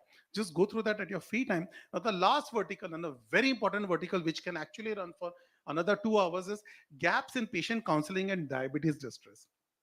So let me ask Dr. Harshpreet, Dr. Harshpreet, just listen to this question very carefully. What are the actual gaps and the perceived gaps in patient counseling and diabetes distress? So, sir, this is one of the most emphasized topic which should be talked on, especially in the rural parts of India about the patient counseling for the diabetes management. I will start with a small example. Please. A patient comes to us with a newly diagnosed diabetes mellitus, a young guy of 38, 39 years old. He comes to me, nobody with the sugar levels of 400 or 450, and a wife sitting behind her puts a pad in her leg. तुमको बोलती थी ना कि check करते रहो, अब हो गया शुगर, अब मेरे से मीठा मांग के दिखाना, अब तुम कुछ खा के दिखाना. It Absolutely. provides a lot of distress to the patient who is already distressed by knowing that he is a diabetic. So you have to beautifully counsel your patient that diabetes is a disease which is going to be with you lifelong. Now you have to understand it practically, and you should not go into reversal of diabetes by 400 sugars. You have to know and learn the techniques how to live with diabetes happily your whole life. So this needs counseling of the patient that diabetes is not a deadly disease if you're going to control your hyperglycemia and the metabolic components. Especially in the rural part, what I suffer with the counseling of the patient is मेरे को sugar हो गया, अब मेरे को जिंदगी भर दवाई खानी पड़ेगी, मैं दवाई Absolutely. खाऊंगा तो मेरे को मेरे बगल वाले ने And बोला more कि than that, अभी आप इंसुलिन एग्जैक्टली दोगे और इंसुलिन पे हमको जीना पड़ेगा. जीना पड़ेगा, और डायबिटीज की वजह से मेरी गोली की वजह से मेरा किडनी खराब हो जाएगा. दे डू नॉट अंडरस्टैंड कि hyperglycaemia is going to affect your kidney. What they understand is because we are taking long term medicine, the side effect of medicine is that we are going to burst our kidney and the heart. So that's the most important point. That's why doctors are also the culprit in this. We should give proper counseling. Like I have a counseling area, I have a counseling guy who counseling the diabetes, because we don't have time मैं in seeing diabetes patients, educators. but we have a counselor for that. Diabetic educator is much important. So this is the Absolutely. most important You've part opened which up I a feel. huge Pandora box here, which is very right. Dr. Tejas, to you. Do you think, because the doctors have a very busy schedule and a tight lifestyle of their own, do you think we can use technology and artificial intelligence and apps to bridge this gap? So as Dr. Shpreet rightly said, so there are so many gaps in counseling and patient distress, and the challenge that we face is lack of time. So counseling should start right from diagnosis, telling patient what diabetes actually is. It's a lifelong. About medicines, as he rightly said, they are worried about long term side effects, इससे kidney or heart damage होगा. All those nutritional challenges, so many myths. They believe that they won't be able to eat this and that, and as far as fruit is concerned, they only eat papaya and no other fruit. So spending time with the patient is very important. As far as patient counseling is concerned, it's about also about dealing with complication prevention, telling patient not only about telling about glucocentric versus organ protection, all those things. And I think the challenge that most of the physicians face here is lack of time, and that is where the role of AI or apps come into the picture. I think our moderator, Dr. Alok, is one of the pioneers in developing apps is concerned. So I would like to Mhm. him to address Thank you. this further. No, but then the human touch is always more important. Before I come to some data here, I just want to show you the challenges. You know, one size code doesn't fit all. Lack of communication, overlook. Let me show you some hardcore data here. This is from Springer's, which show that diabetes and artificial intelligence is beyond the closed loop. There are a lot of references, lot of things, lot of chatbots, and just touching on the topic. Dr. Bharat Sabu, one of our big pioneers himself, has created Mitra. I've created two apps. They are doing wonderful work, but then there's a lot of data here reducing social diabetes distress with a conversational agent support system. But this is something that we talk about. It should be human in the loop, not AI in the loop. You are above the AI. You should use AI as a technology, not to replace you. Now, let me show you some hardcore data that the Pandora's box has been opened by Dr. Harshit. In the Dawn 2 study, half of the people with diabetes had emotional distress. So if you're going to see 50 patients today, remember 25 of them are not going happy from your clinic, not because of your charges or because of the way you talk. They're unhappy even before they have met you, but they are not happy after they meet you. That's the problem. The other problem is women with diabetes report a worse psychosocial outcome than men, and you can see from the data here. This is gender specific over here. Look at the country specific data. Turkey, India, China, and Japan have got a huge amount of discrimination for diabetes compared to the other rest of the world. This is something we're not aware of. Some more eye-opening data here. Majority of family members, even the good clinics where diabetes educators are working, are not part of the discussion. It's just the patient, and the patient. But we forget that the mother-in-law plays an important role. We forget that the neighbor plays an important role. We forget that the office secretary of the patient plays an important role. We forget those things, those relationships. Yeah, please go ahead. Just one point to add. See, apart from all the high technology and AI advances in the management, all should learn one thing: the patient counseling is the most important part from a doctor, which we can do.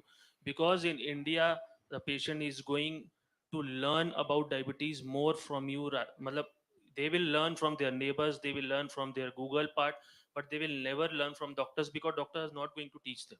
So the most important part which we should see in our practice it, apart from writing medicines and explaining their metabolic component, counseling patient for just 2 to 3 minutes can give a wonderful result to your patient in your Dr. near Harshpreet, future. you're right. I'll just come to you, Dr. Balaji. So that's exactly what you're saying. This is what Dawn 2 study have shown. Perceptions of communication between people with diabetes and healthcare professionals are different. Doctors talk, they actually spend time, they feel they have done their job. But if you ask the patient, they say they have not done the job. They have explained to me, but I have not understood. So that's the paradox. You take a feedback from the patient, they say yes, doctor has spent time, but I've not understood. I don't My confusions have not disappeared. And I'll just come to you, Dr. Balaji. This is a youth study, national recommendations by our own people, psychosocial management of diabetes in here. And Dr. Kalra, Dr. Sahai, Manoj, all of them are part of it. And you know what they have given? They have given 94 recommendations for Indian population. 94 recommendations. It's huge. And they have said the top recommendations are SWOT analysis, problem solving, and care attitude. SWOT is strength, weakness, opportunities, and threats. We should work like water, which is we should have a welcome attitude to a patient who's not taking your treatment, who's changing doctors. We should ask. We never ask. We start blabbering. We never ask, what is your problem, rather than we talk. We should tell them truthfully, ki, boss, you need insulin, you need GLP, you don't take it, that's okay, but you need to tell them. We are scared, we lose our patients, we don't tell them. We don't have empathetic approach, we even have a threatening approach, or we have a sympathetic approach, and we don't reassure every time they come back and tell us we are not following your treatment. So that's an important approach. Take care approach, I won't go, we don't have much time here. And I'll just shift a little bit about my experience. I don't pick up hypos on a glucometer or CGM. I pick up hypos because of the performance issues. I've seen people misbehaving mentally. I've seen their performances go down. I pick up renal failure causing hypos in the same prescription. I see EGFRs. I get pointed towards hypos who don't talk about hypos. They check their sugars. I've seen patients with 200 sugars coming down to 150 or 100. That is a pseudo hypo, but it is an hypo. It is clinically relevant, though the value is not there. I pick up people who with erectile dysfunctions very early. People don't talk about it. That's an important part that people don't touch. Even female sexuality, people are scared of talking. A very important aspect of picking up patient care and counseling areas. And insulin is something, like you said, this is a block that I have created. I tell my patient, read it and then come back to me. It makes my life very easy. Beyond patient's life, how many times you change the needle, when do you inject, how do you rotate, a lot of things are covered. Now, before I go ahead, this is a very hot topic, and I'm sure all of you have a lot of data to share. And back to you, Dr. Balaji. You were So, going to tell us something yes, about just it. one thing. See, as I come from a very tier 2 town where the use of technology is not being reached to the maximum extent. So, everything, as emphasized by Dr. Ashwit, it has to come from a physician. You have to sit and talk to the patient other than prescribing the medicines. That's the most important part of thing. Then adding with technology will pave a huge way in the management of diabetes. And when you are sitting in a award show and you're having Shah Rukh Khan and Amitabh Bachchan sitting and you don't talk to them, that's a crime. So Manoj is here. So Manoj, what's your opinion? So please share two lines from your experience about patient counseling. How do you think makes a difference? So can we have the mic to Manoj? And what topic on insulin? On anything, it's your on patient counseling and patient distress. Where are we lacking? What is the gap? I think that's a huge part of managing patients with diabetes today. So we always felt that in spite of all the advances in technology and the kind of medications, we are still stuck at about 20% people reaching their target. Leave alone the fact that we don't even measure the satisfaction, adherence, compliance, and uh, the distress. And I'm trying to get the word that I've been a part of paper with Dr. Sanjay Kalra. Exactly, I The showed that term paper. which we had coined. What was the term that we coined for distress? That there was a term that Sanjay typically comes out with different words. So anyway, to the fact is that we don't measure it, and many clinicians. I think it goes right from the fact that the way we are trained. Um, to be better at conversation with patients. So we've been taught anatomy, physiology, biochemistry, which none of us remember much now. And then we get on to clinical medicine. But nowhere in medical schools we are taught about Communication. conversation. We are not taught about empathy. We are not talking about eye contact. And that's what makes a huge difference. Everybody here in this Congress who's working as either a family physician, a diabetologist, endocrinologist, in terms has similar knowledge, that has read, has has access to knowledge today. But why are some people having larger lines and waiting time in their clinics as compared to many others? It's because it's the approach, it is the connect, it is the counseling. I think we, at the end of the day, as clinicians, cannot get satisfaction that I saw today 50 patients or 100 patients. But at the end of the day, what is the number of patients that come to us? So what brightens us up as clinicians? Every time a patient comes to us and tells us कि आधी बीमारी तो आपको मिलके ही ठीक हो गई, दूर हो गया. right? Absolutely. So that, I think that's what gives us a high, and that Absolutely. happens only when we have that connect. The other part you mentioned was that we may have poor time in our clinics and limited, and you make use of your time. At our center, we have 3 educators, uh, counselors, all having the connect and maintaining. But having said that, yes, there are certain aspects that the clinician still needs to do. You still need to have that conversation. And one of the things that I got an advice was, you have your EMR, and all of you are doing that now. Somewhere on the side note, so there are certain parts of the EMR you print and that goes to the patient. But there are certain aspects which you're putting down as your notes. Start putting down certain notes which you know is Mhm. about a conversation between you and the patient. A Absolutely. patient may tell you, I'm a little worried, son's admission, right? Or some other aspect, business aspect, family issues. Make a slight mention, note of that in your notes. The next time the patient comes in and you're starting a hello, and you ask, right? So Yes. how's that happening? Absolutely. And believe me, that connect will stay with you for life. So we as diabetologists are essentially glorified family physicians. Absolutely. The patients stay with us unless you do something Unless which it, disturbs them, they're going to stay absolutely. with you for life. So have that connect. And quickly, not wanting to take away, I realize that we have 4 panelists, but and we need them to speak. But one other thing that we saw way back in Raheja Hospital during our training, it came to insulin and you start prescribing insulin, ask your patient to get buy that insulin there and there, Right. and try and take the first shot in Yes. front of you. Don't let it be for afterthoughts, which then leads to issues. So let that happen, and that changes the scenario. Absolutely. So he's actually told you everything in very clear and a lucid language. So what I understood from what Manoj said is a good clinician is good in a C. He strikes a conversation, not a communication. We learn communication from medical school, but we don't learn conversation. That is something we should go home today. How to converse with a patient. Am I right, Manoj? That's the name of the game. A good clinician has his C's very clear. Harshpreet, you wanted to add Just something. a solution which we can do is, because we don't have much time in the OPDs, we have lots of patients. So what I have done is I have made 3 TV screens in my OPD, and I have explained them in my native language, that all the patients, those who are in waiting area, knows everything about diabetes before meeting me only, Absolutely. because they listen from the audio visuals and everything. So that saves my time also, and that's proper counseling for the patient also. So this is the one thing which we can do in our own face value, so that patient understands is much better. Thing which sir told is about the insulin. Exactly this happens. A patient comes to me with taking a U40 insulin in a U100 syringe, and he comes to me and he's telling Yeah, me कि sir absolutely. मैं insulin बढ़ा ही पा रहा हूँ पर मेरा sugar तो control हो ही नहीं रहा है. And this was the reason that the miscommunication We happens see in a the lot of chemistry part. people on semaglutide oral, who actually don't know how to take it, and we see people spending money, but they're not getting results because they don't take it properly. Panika sir, if I can take 10 more seconds, he gave a beautiful example of his own, where a patient was well controlled for 10 years. Suddenly, sugars bumped up to 230. They did everything, they found out everything, nothing was found. Finally, he realized, patient was told by the cardiologist who had a change in the ECG that we will be doing your angio, and she thought, Mera bhi bypass hone wala, and the sugars went up. And it didn't come down till she was comfortably told कि ऐसा कुछ भी नहीं है, no bypass would be done. So anyway, I'm running short of time here, but then before I conclude, obviously a lot of thanks to Manoj and Purvi for getting this whole conference was hatke, a lot of different aspects were covered, made it very delicious and very nice. So thanks Manoj for being there and giving all of us a good opportunity, and a lot of thanks to the panelists for doing a wonderful job here. And before I conclude, a lot of thanks to the audience for participating very actively. Manoj, you wanted to say something? We have a very diverse panel. Tejas Kamath from Goa, Chan Patel from Latur, Dr. Balaji from Kumbakonam, the beautiful temple town in South. I had the privilege of visiting there a few weeks back. Then Dr. Harshpreet Tuteja from Ambikapur, Chhattisgarh, which I yet have to visit, but very soon will. So you get the messages. What I'm requesting all of you, you come from diverse places, and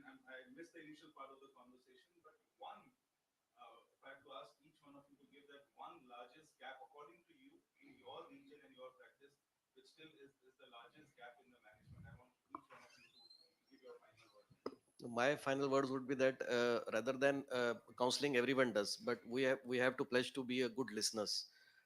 We have to pledge here that all of us will be good listeners. And we had one consultant, Dr. Sanjay Srinivasan at Chennai. He never asked the patient to leave the room. So that is the satisfaction index at the peak level. हम लोग patient को कभी नहीं बोल रहे कि हाँ ठीक है जाइए आइए, nothing. The patient has to leave your room. He has to leave your room, and you see the satisfaction index will be 100%. So two final thoughts from my side. So I think there are so many gaps, and one of the gaps that we routinely encounter a lot of myths as far as patient level education is concerned. The way they get the education about diabetes and all the wrong information being spread on social media, they pretend to believe their neighbors or family members what is being told by them, and tend to believe that's true, and that leads to also diabetes distress, which was the topic. So I think it's important that we spend time with the patients, making them understand about the disease. As rightly said by my co-panelist, they should be satisfied that what they wanted to know is being addressed by the physician they are meeting. And if you don't have time, maybe you have a diabetes educator or a counselor in your clinic, but patient is to go back getting sufficient information about this disease. That's more important. Sure. So in my practice or in our practice, we have two aspects. One, as a patient side, education. Education is the thing which is lagging. That's the hugest gap that has to be filled, because I am in the tier 3 town where people come from very, very poor village where the education is very low. So we have to sit down with them and teach them. Unless otherwise you emphasize the things, nothing will be done. They are not ready enough to sit with the educator and get the things. So that's the thing. And from a physician's perspective, we are focused only on the quantity of the things, not on the quality of the treatment. So that has to change from our perspective, so including my thing. So that's Exactly same. So the more potent point is the counseling of the patient is very much important, especially in the rural areas. Some patients, they are not properly trained, and what they think is my sugars are controlled. I have to leave the medicine. What is the need of the medicine taking for lifelong? So the first point we have to make them understand is that you have to live with diabetes happily. This is the only point which you can take care of. So this is very important. The only gap in the management is, patient understands. In the rural part area also, now money is not a very big issue because we have very cheap medicines for the diabetes also. The only point is that the doctors doesn't make them understand, but their neighbors make them understand, those who are not knowing anything. So that is the only Absolutely. effect and gap which we feel. Absolutely. Very rightly said. So, Manoj, you'll agree that in any conversation, when I speak to HRs, they'll tell you body language is 90% of the communication, 10% is what you speak. And these people pick it up and decide how much increment and salaries you should get. So, how much we lack and how much we can do. So, a lot of thanks to Manoj and Purvi for this wonderful DRS. We have had a thorough, wonderful experience in the last 3 days. It was a very different Hatke conference. And thank you, lovely audience, for giving a lot of active participation. Thanks all of you once again, and I apologize for being a little late and overshooting. Thank you, dear panelists. Thanks to all of you. Have a great day.